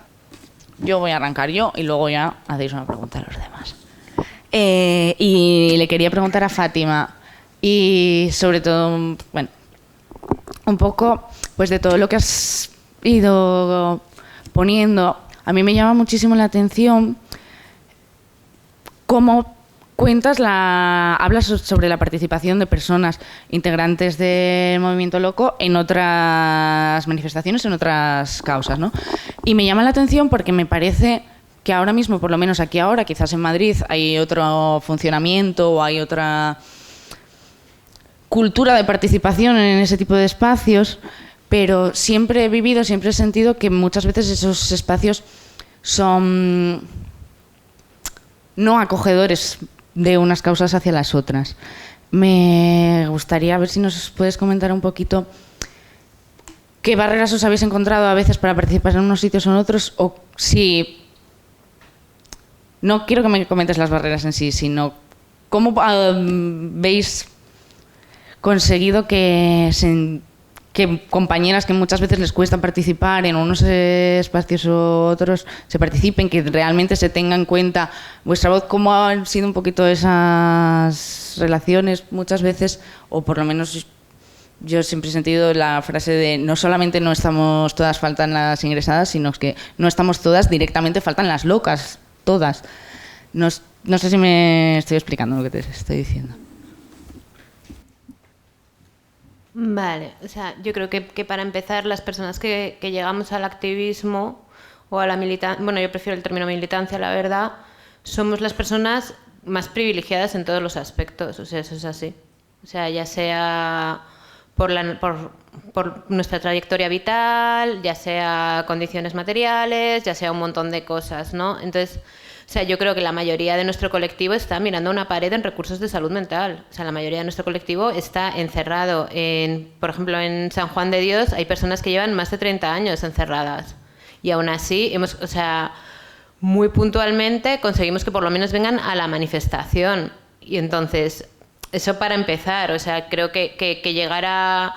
pero que pasa en la mayoría de espacios, ¿no? Entonces, por eso es tan complicado que nosotras seamos sujeto político. Por eso también, o sea, aparte de que siempre se considera que los profesionales son los que tienen que hablar, etcétera, etcétera, en parte también es por eso, porque cuesta muchísimo. O sea, si nos cuesta no matarnos, ¿cómo no nos va a costar ir a una asamblea, básicamente, ¿no?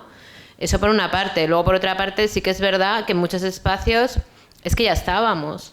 O sea, es que nosotras no hemos llegado y hemos dicho vamos a ir a esos espacios, es que ya formábamos parte de ellos. Es que la comunidad loca somos gente o sea, cualquier persona es vulnerable de psiquiatrizarse y además, y especialmente las personas disidentes de género, las personas trans sobre todo, las personas racializadas, las mujeres. Entonces, pues muchas de nosotras ya estábamos en el movimiento feminista. Entonces también es un poco, pues... intentar, o sea, para mí, yo no he conseguido todavía que en el movimiento de feminista de Madrid entiendan que la psiquiatrización afecta a todas, no solo a las mujeres psiquiatrizadas, pero bueno, por algo hemos empezado. ¿Y que hay violencias? Es que hay violencias siempre, es que no existe el espacio seguro en ningún sitio, pero es ponerse. Y luego sí que es verdad que ayuda, o sea, yo cuanto más tiempo llevo, la gente es verdad que, o sea, en los diferentes espacios en los que participas, pues al principio la gente se te queda flipada, ¿no? En plan de esta persona que habla de locura, ¿qué le pasa? ¿Por qué no? O sea, porque su colectivo se llama Orgullo Loco Madrid, ¿qué está pasando? Pero te lo pones sobre la mesa. Es que además hay colectivos que están mucho peor, como las personas en situación irregular o el colectivo de putas. Entonces, pues es ir y ponerse a hacerlo, no sé, ya está. Gracias por hacerlo, entre otras cosas.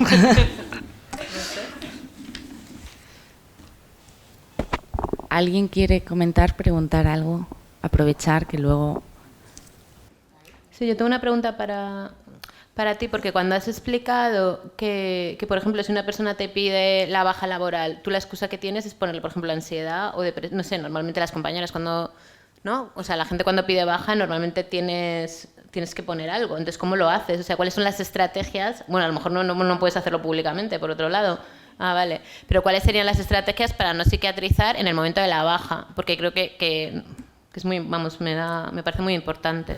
Claro, pues eso es lo que comentaba de los códigos diagnósticos, ¿no? Es decir, que nosotros en atención primaria, que no es que no quiera trabajar con el DSM-5, no es que sea parte de mi activismo, es que nosotros no trabajamos como con eso, ¿no? Cada uno tiene como sus códigos y nuestros, claro, también, pero decir, pero que nuestros códigos también son patologizantes. Entonces, tenemos la suerte de que es como un abecedario, ¿no? En el que la A son cosas generales, luego la P es de psiquiatría, la K de cardio y así sucesivamente hasta llegar a la Z. Y lo Z cabe todo lo que son motivos sociales, problemas de vivienda, problemas económicos, problemas por discriminación racial, etcétera, etcétera. Y todos esos también son códigos diagnósticos. Y la idea es utilizarlos con un abordaje, digamos, ¿no? Aunque sea en la institución, con un abordaje de perspectiva de determinantes sociales de la salud. Entonces, yo puedo elegir el código Z05, que es problemas con las condiciones laborales, que eso luego se convierte en un código, creo que es Z36, de la codificación internacional, que es la que se utiliza para las bajas, y no pone estrictamente problemas con las condiciones laborales, pero pone acoso laboral, desavenencias con el jefe, tal cual. Entonces, el paciente se va con un papel en el que no pone ansiedad o trastorno ansioso-depresivo, se va con un papel que pone problemas, desavenencias con el jefe. Que eso también yo a los pacientes se lo explico en el sentido de, oye, no lo que decías, el psiquiatra siempre, el juez siempre da la razón al psiquiatra y el juez siempre está permeado por el cuerdismo y por los prejuicios contra la gente psiquiatrizada. Entonces, si una persona va a denunciar a su empresa, tiene mucho más peso que te hayan dado la baja por problemas de condiciones laborales que no por ansiedad. Entonces yo incluso se lo digo a las personas, digo, oye, que sepas que te estoy dando la baja por esto. Lo único que también solo lo ponen, eso sí que la gente también lo sepa, que solo lo ponen en el papel para el trabajador, no para la empresa. Pero eso cualquier cosa. Yo siempre se lo explico, digo, este es el papel para la empresa, este es el papel para el trabajador. Aquí sí que pones lo que tienes. Digo, porque a mucha gente es una lumbalgia, un dolor de espalda, un dolor de cuello. Y digo, pero puedes asegurarlo el chichi a tu jefe que le importa. Pues el mismo ejemplo lo pongo con eso. Entonces es utilizar eso. Es utilizar esos códigos que no son patologizantes, sino que son pues más de patologías, de determinantes sociales. Nada, aquí. Y yo de lo de antes quería comentar que, y sobre todo por apoyar a Fátima en ello, que aunque su colectivo sea Orgullo Loco, y ahora ya me quito la bata y me pinto las uñas, y mi colectivo sea el Movimiento Marica Madrid, es decir, que no somos colectivos identitarios, ¿no? Antes cuando hablaba de las identidades compartidas, era si nos ayuda a compartir una identidad para crear una comunidad de apoyo mutuo y de cuidados colectivos. Pero lo marica no es mi activismo y lo loco no es su activismo. Es decir, compartimos líneas de activismo como el 1 de mayo interseccional, apoyamos a las compas de Orgullo Loco yendo a su manifestación del Día del Orgullo Loco, ellas vienen al Orgullo Crítico y tienen un espacio en el Orgullo Crítico, es decir, porque entendemos que las luchas no es yo es que soy marica y ya está, ¿no? Incluso también entendido lo marica y lo loco como movimientos autónomos, es decir, no somos organizaciones, asociaciones de presidencia, vicepresidencia, no sé qué, somos movimientos autónomos, asamblearios y horizontales, que lo que buscamos es trascender nuestra identidad que nos une para buscar cuáles son las soluciones conjuntas, y hay un montón de movimientos autónomos en Madrid que nos comunicamos y que participamos conjuntamente en los proyectos. O sea, que es un poco la idea esa, ¿no? Emancipadora de la salud, que no es, bueno, yo peleo por lo de los maricones y esta por lo de las locas y a mí lo tuyo no me lo cuentes, sino que la idea es como la comunidad de las comunidades. Eso es lo que quería como comentar al principio.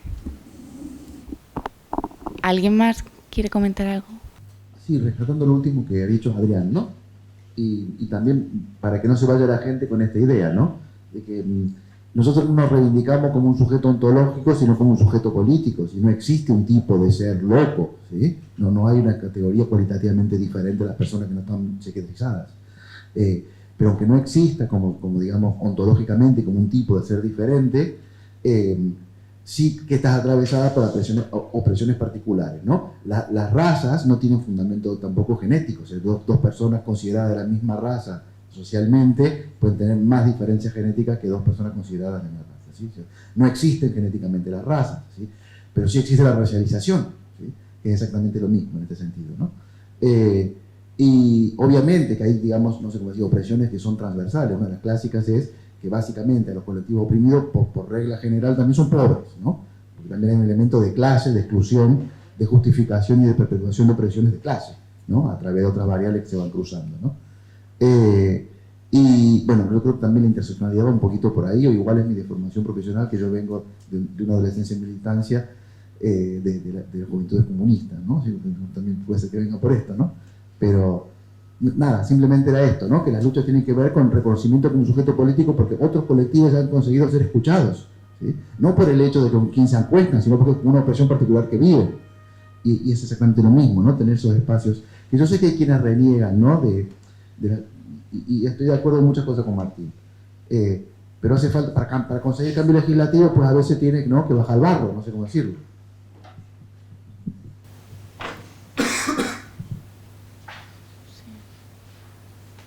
Me parecía que alguien más había... Uy. Ahora ya me lo acabas de encender. Me pareció que alguien más quería, pero lo he perdido. O me lo he inventado, puede ser. No, igual me lo inventé, No pasa nada.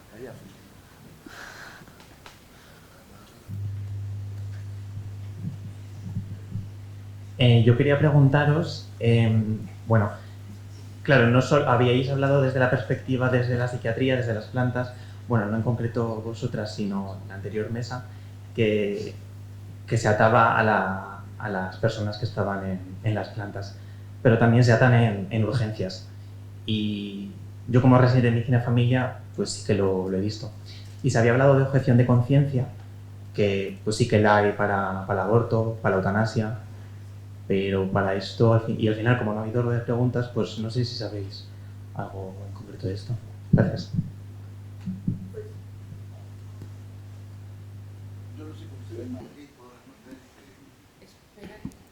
¿Qué te pasa en el...? En Madrid todos los médicos son del Opus, entonces están ya en su objeción a la eutanasia, su objeción al derecho al aborto. Mecánicas, ¿sí?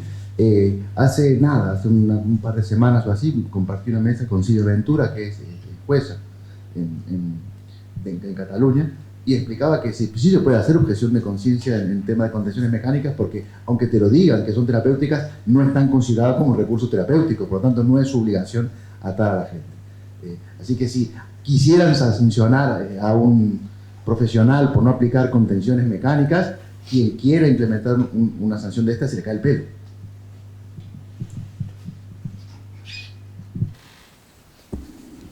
O sea, que quizás el debate es más cuando te ves en la situación, ¿no? Que a lo mejor yo creo que es un poco la duda de...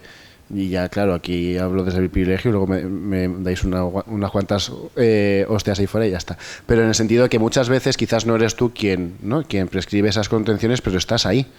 Y que muchas veces dices, joder, ¿qué puedo hacer yo en este momento? ¿No? Que a lo mejor es un poco la duda del compidiatra, es decir, joder, es que estoy viendo que a un paciente, que quizás ni siquiera es un paciente mío, a lo mejor es un paciente que es del box de al lado y tal cual, pero veo que está ocurriendo y dices, joder, yo estoy en contra de esto, ¿no? También, aparte, yo por ser amante de la medicina familiar comunitaria, de la atención primaria, me dedico a ello, pero uno de los conflictos que yo era incapaz de manejar y que a lo mejor mi forma de evitarlo era no trabajar en ellos, no trabajar en una urgencia. Es decir, yo sabía que en una urgencia me tenía que exponer al dilema moral diario de tengo que atar a una persona, no tengo que atar a otra persona. Ya sé que mi respuesta lógica ahora en frío y en este ambiente es no atar, pero en un sistema en el que todo el mundo ata, ser tú la persona que no ata, muchas veces eso es verdad que es como difícil el manejo. Yo creo que mi posición como persona que trabaja en sanidad es mucho más saludable trabajando en un sitio en el que no se ata a la gente, y por eso trabajo en atención primaria, porque creo, ¿no?, en esa promoción de la salud.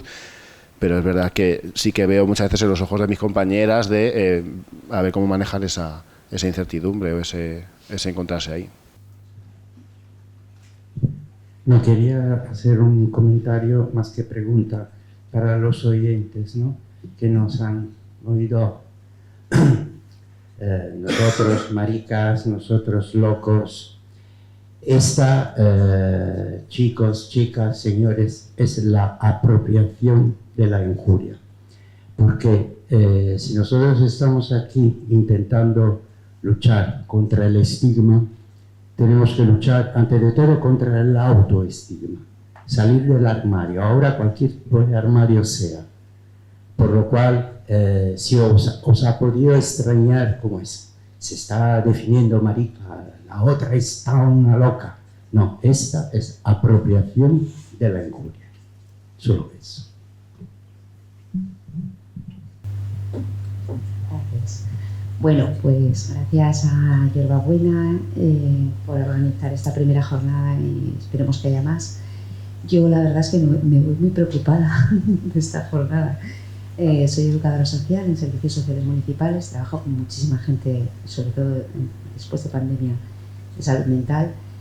Hago muchos acompañamientos a psiquiatría y es que no hay muchos más recursos. Encima estoy en zona rural, a 20 kilómetros de Oviedo, pero 20 kilómetros es psicológicamente, vosotros que sois todos estudiantes de psicología, es la leche. O sea, mover a alguien 20 kilómetros es como un mundo, ¿no? Se hace muy difícil. Yo los suelo traer en coche a Oviedo y me encuentro de todo tipo de profesionales, ¿no? Lo que sí me encuentro es mucha medicación, con un seguimiento y ninguna terapia, por ejemplo, y ningún recurso. Que antes alguien decía que, por ejemplo, la asociación, no sé si era Adrián, que lo lógico era que lo comunitario fuera, que sí, bueno, que tienen bases en Oviedo, Gijón, Avilés y que sí que se pudieran mover a otros territorios, ¿no? También es complicado esto, todo es muy complicado, todo es tremendamente complicado, que es con lo que yo me encuentro, y a veces pues estamos profesionales que tenemos formación pero que no estamos preparados para eso solamente, ¿no? Y que buscamos esos recursos comunitarios para poder meter a las personas o incluir a las personas en ellos, pero a veces la gente está súper deteriorada. Con esto del movimiento de la no medicación también estoy quedándome un poco flaseada, ¿no? Porque he visto de todo. He visto gente mejorar muchísimo con la medicación, he visto gente quedarse estancada en la medicación, pero por lo menos no ver cómo le entran por debajo de su puerta a matarles, ¿no? O sea, y bueno, unas situaciones súper angustiosas. Luego, como familiar de una persona que precisamente, bueno, pues nunca se quiso medicar, nunca aceptó su enfermedad, ha tenido como 10 ingresos forzosos, benditos ingresos forzosos. Yo lo siento, lo digo como familiar. Cuando ves a alguien que está a punto de, bueno, que se intentó clavar un cuchillo, se lo clavó en el pulmón, que otra vez casi se tira por la ventana, llamas a 112. Claro que llamas a 112. Y se lo llevan por la fuerza. Claro que sí. Y qué bien que se lo lleven por la fuerza. Porque es que si no, acabarías tirado en el 10º piso que vivo yo, pues imaginaros, ¿no? Por eso digo que me voy con mucho batiburrillo, ¿no? Porque entiendo unas posiciones, pero yo como familiar, no, hay otras que no comparto, pero para nada. Para nada. Y luego también creo que es muy distinto cómo funcionan algunas comunidades y otras. Aquí, por lo menos en Oviedo, lo que yo he visto en la unidad de psiquiatría, que los familiares podemos entrar y ver y estar. Yo por lo menos pude entrar, estar, acompañar y bueno, me resultó muy positivo poder ver cómo era aquello. No sé, veo que están pidiendo la palabra ahí. Voy a un momentito que os organizo, que ahora de repente no sé qué pasa, que os apetece hablar a todos. Tomás, creo. Va Tomás, Yo no. tú al final no, y luego vas tú. Y yo también quiero, pero me quedo después. Venga. Dale, Tamara, primera cosa. Perdona, pensé que ya habías acabado. Es un poco, bueno, para no extenderme, que veo que ha sufrido tanto debate, pero que no estoy de acuerdo con esas posiciones, con lo que yo he vivido como familiar.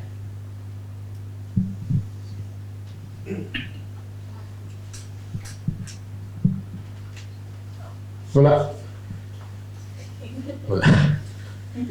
A ver cómo lo hilo. Cuando nosotros hablamos de derechos, hablamos de garantías de derechos para que casos particulares o excepcionales o tal, que luego no son tan excepcionales, tengas tus derechos estén protegidos. A ver cómo... Cuando planteamos este tipo de cosas siempre salen situaciones extremas, ¿no? O sea, siempre se dice, no, y este caso, tal. Lo que estamos hablando es de la palabra, de otro paradigma. O sea, la cuestión, evidentemente, tu experiencia en este paradigma, en esta forma de abordar el sufrimiento, puede ser esa.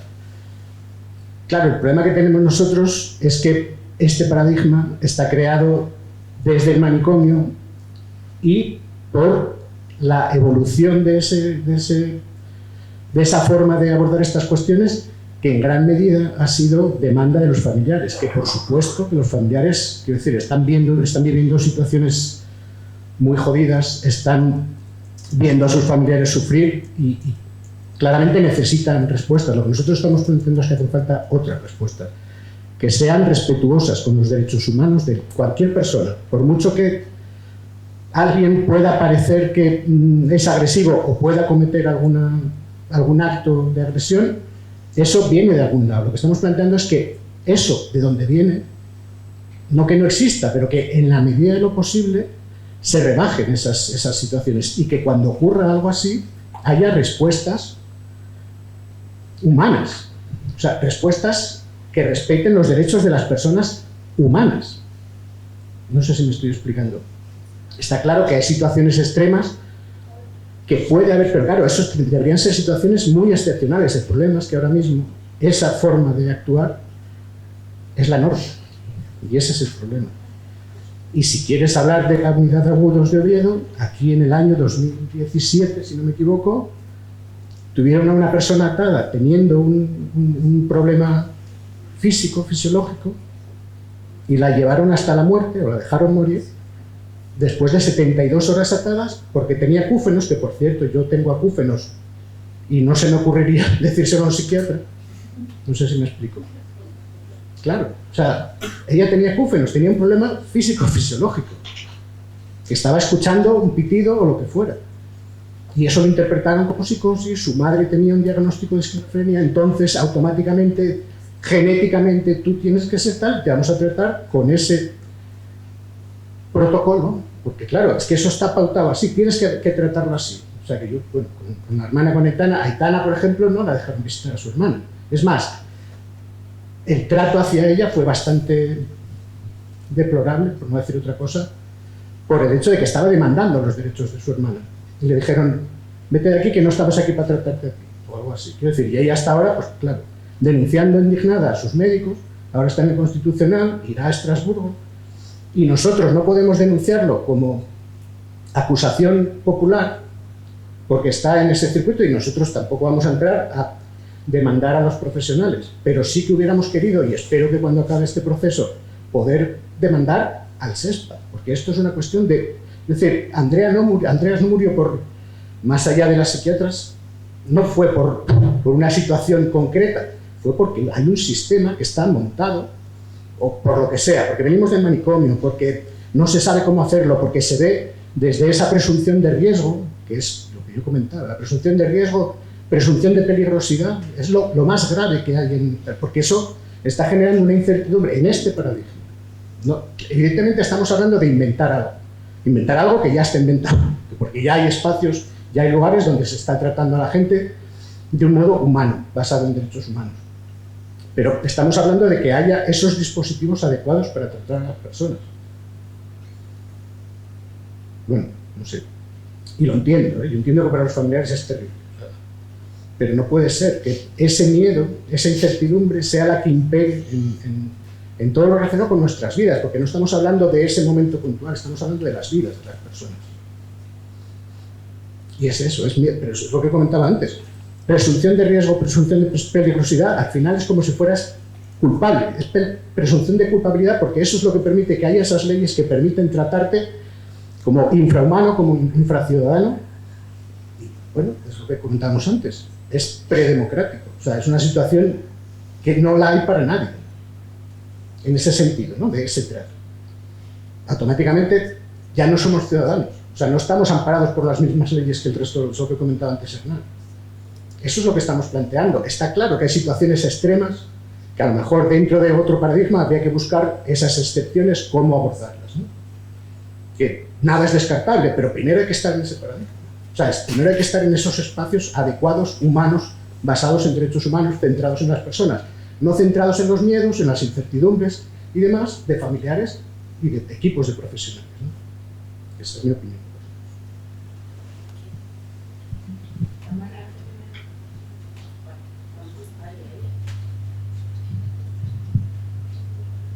Sí, no, yo, bueno, quería comentar eso, añadir un poco lo que comentaba Tomás y que entendiendo la dureza de muchas situaciones, que el tema es de contraponer las lógicas manicomiales y violentas que se utilizan en Asturias en salud mental, que no me parece el justo ejemplo de nada lo que se hace aquí, con dejar a la gente desamparada y sin tratar, ¿no? Y es que justo, bueno, como que me ha interpelado porque venimos con Hernán de estar hace poquitas semanas en una ciudad en el norte de Italia que llevan décadas sin atar a gente, sin cerrarles las puertas, sin ejercer violencia, y la gente no se está suicidando todos los días. O sea, es un sitio además que por situación socioeconómica de envejecido, o sea, es muy parecido a la realidad que podemos tener aquí, también en tamaño de ciudades, y se puede trabajar de otra forma y cuidar desde la institución, pero bien, entonces como que no sé, o sea, que haya que agradecer que te dejen visitar a un familiar. No, yo quería hablar un poco de las lógicas, o sea, las lógicas machistas. Hasta hace nada llevar una falda muy corta significaba que tú estabas provocando en una violación y que podía ser, ¿no?, como señal de que lo estabas deseando, ¿no? O sea, quiero decirte que también, o sea, como que esas lógicas todo el tiempo, esas lógicas responden a un sistema machista en el que las mujeres están subordinadas, ¿no?, y pueden hacer lo que quieran con ellas, y cuando las violan, luego les pueden decir es que lo estabas pidiendo a gritos, ¿no?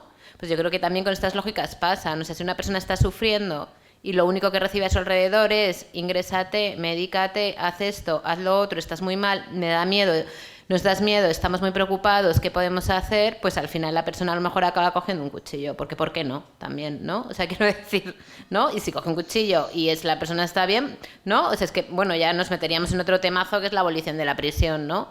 Pero que ¿por qué nos cuesta tantísimo? O sea, a mí una cosa que me sorprende mucho, que hemos estado hablando, y yo he oído varias veces que se cuestionaba lo que es la enfermedad mental, que se cuestiona tal, pero siempre viene el turno final y siempre hay las mismas personas como si no hubiesen escuchado nada. Y a mí me hace pensar, ¿para qué vengo? O sea, ¿para qué vengo aquí?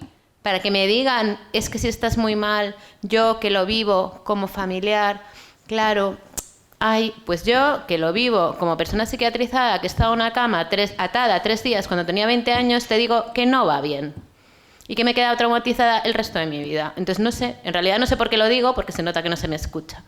Pero bueno, a quienes me escuchen se lo digo. Y gracias.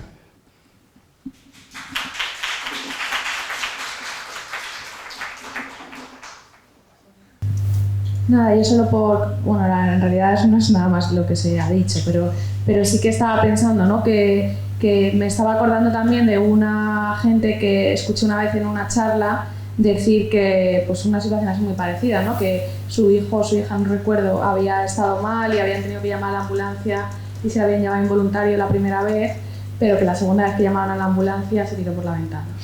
Y creo que, ¿no?, a mí es que se me ha quedado esa historia, porque es verdad que, o sea, que yo creo que, o sea, y esos padres, o sea, yo, vamos, creo que tenían mucho sufrimiento, y creo que, no sé, un poco por abrir y por ser constructiva, no sé, a mí también me parece violento que la única opción quizá que tenga ¿no?, alguien que, o sea, cuando estás viendo a tu familiar fatal ahí, pues a lo mejor que la única opción que se te ocurra, porque es la única que te han dado, es llamar al 112, ¿no? O sea, que no lo sé, que tampoco justifico nada, pero que es verdad que, bueno, lo que decían las compañeras, ¿no?, que hay otros países, pues en Tromsø hay una unidad donde se trata sin psicofármacos, que es que que no tratar, o sea, que no usar psicofármacos no significa no tratar, que es que parece que en este país, bueno, es que si no, o tomas psicofármacos o te quedas en tu puta casa hasta que, bueno, pasa una situación de estas y entonces ya la violencia es como el último recurso. Pero que antes de eso, bueno, lo que decía antes también Manuel, ¿no? Que las contenciones empiezan mucho antes y que yo creo que también hay que exigir que las soluciones no sean estas, ¿no? Perdón, para decir muy cortito, sí, con esto también, para responder ¿no? La compañera dijo esto y en general, ¿sí? Porque igual no nos hemos explicado suficientemente bien. No es que estemos en contra de la medicación o que estemos en contra de los ingresos. Si a mí se me ve que estoy obeso porque me estoy tomando medicación y desde que volví a la medicación me subí 27 kilos, ¿no? Pero yo pongo en la balanza el sufrimiento que tienes con la medicación, el sufrimiento que tienes sin la medicación, y en este momento pues prefiero estar obeso, ¿sí? No es una cuestión. Lo que es que lo pueda decidir yo, ¿sí? Y en el caso de ingresos, lo expliqué también antes, ¿no? Existe la opción de que tú digas que si tengo una crisis de salud mental, quiero un ingreso hospitalario y que lo puedas decidir tú, ¿sí? Incluso el modelo que hay en Cataluña da la opción, la han puesto, de que si acepto medidas, no le llaman de contención y de seguridad, ¿qué tipos acepto? ¿Sí? ¿Y bajo qué condiciones? Incluye la posibilidad de contención mecánica si tú dices que sí, si tú dices que no, no. Incluye la contención física, química, pero que tú digas si la aceptas o no la aceptas. Es decir, la primera vez que te pasa, ¿sí? Si no tuviéramos una experiencia tan violenta y tan traumática como lo que explica, la próxima que te encontrarás mal, irías tú a pedir ayuda, ¿sí? A que si tenemos un accidente, no nos quedamos en casa con los huesos rotos, vamos a pedir ayuda. Pero si lo que te encontrase fuera peor que el daño, ¿no? Pues igual te quedarías jodido y igual acabaría, yo que sé, con una gangrena. Que la gente llega fatal a los servicios de salud mental, ¿sí? La gente que ha pasado una experiencia previa intentan huir y a veces acaba muchísimo peor, ¿sí? Eso es un clásico que sucede también, ¿no? Pues básicamente lo comentamos, ¿no? Planificación de acciones anticipadas. Si tienes una primera crisis, que no te traten tan horrorosamente mal y que puedas salir decidiendo yo qué quiero que se haga si me vuelve a pasar. No es dejar a la gente la buena de Dios. Un poco en la línea que decía Hernán, que lo importante es la autonomía del paciente. Es decir, que yo a un paciente no le obligo a tomarse medicación para la tensión. Yo le sugiero que a lo mejor le puede venir bien. Yo, por ejemplo, como paciente, bueno, aquí saliendo del armario como epiléptica, pero bueno, en el caso de decir que la epilepsia, si en vez de haberme la diagnosticado en 2012 hubiese sido en 1912, a lo mejor estaba yo en una planta de psiquiatría, ¿sabes? Entonces, es decir, que el que entra dentro de la salud mental o en cualquier otro campo de la salud es una cuestión muy aleatoria o muy de interés político, de, bueno, esta gente la queremos controlar, esta gente, vaya, que es que nos hemos dado cuenta que ya no sé qué en el cerebro, pues entonces ya no es psiquiatría porque hay un componente orgánico, no sé qué decir. No, es decir, pero yo soy una persona que he decidido no estar medicada, que a lo mejor aquí ahora en directo os lleváis un show de gratis, pues oye, mira, pues yo qué sé, pues es lo que ha sucedido, pero yo en mi haber estado con el ánimo anulado durante 3 años de medicación, ¿no 3? ¿Cuántos fueron? No, más, 5 años de medicación, dije yo, ya está, o sea, necesito reírme, necesito llorar, es decir, y es que los psicofármacos no dejan de serlo porque sean de epilepsia, y yo decidí que, bueno, que si algún día me iba a dar una crisis, pues ya veré yo lo que hago, y si me dan muchas, a lo mejor vuelvo a hacer y asumo, es decir, venga, vale, pues me aplano un poco, pero no quiero estar aquí, porque encima mis epilepsias no te creas que me voy a poner a convulsionar, voy a empezar a ver cosas, voy a empezar a oler cosas, es decir, porque afecta a áreas sensitivas de mi cerebro, entonces yo sueño despierto, no sé si esto lo he soñado, olvido cosas, es decir, que son cosas como muy abigarradas que, por suerte, hacía karate con un neurólogo y me llevó él. Si yo esto se lo cuento a cualquier otra persona, no sé qué, a lo mejor no venía aquí como profesional de la salud, sino como experiencia en primera persona. Pero en mi autonomía he decidido no estar medicada. Y como tal, actúo en consecuencia, y en la autonomía de nuestros pacientes yo no puedo decirle, venga, ven, que te voy a poner lo que sea. Es decir, yo no puedo estar medicando a mis pacientes, yo puedo sugerir, ¿no? Es decir, un poco, y también, ojo, cuidado con que ahora muchas veces en los medios de comunicación, ¿no? Todo el mundo es psicólogo, un poco haciendo también aquí la charla en donde estamos, que es la Facultad de Psicología, es decir, la terapia psicológica es igualmente medicalizadora, psiquiatrizadora, psicologizadora, es igualmente patologizadora. Es decir, que no porque en vez de utilizar un ansiolítico me estoy yendo a terapia cognitivo-conductual, estoy dejando de patologizar una situación. Entonces, que lo que hablábamos de lo colectivo, igual que también se ha dicho, no, pues indícate, bueno, bien, pero ¿cuál es tu actitud ante un sindicato? ¿Tu sindicato va a ser tu terapeuta? Es decir, yo mi problema individual, tu sindicato me lo solucionas, o es como, no, es que en la empresa estamos todos en la mierda, nos colectivizamos, ¿no? Es decir, si tú vas a algo grupal, ¿no? de experiencia en primera persona, o te juntas con otras personas que están pasando por lo mismo que estás pasando tú y lo colectivizas, ok, pero si tu sindicato significa que solucioname mi papeleta y que a mis compañeros les jodan, tampoco ese es el papel, ¿no? Es decir, la idea es tener siempre esa visión colectivizadora y no individualista que nos quiere meter este sistema.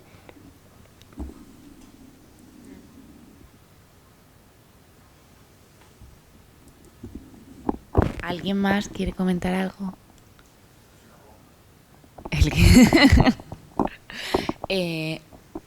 ¿Cerramos? ¿Quieres decir algo? Que venga la gente ahí,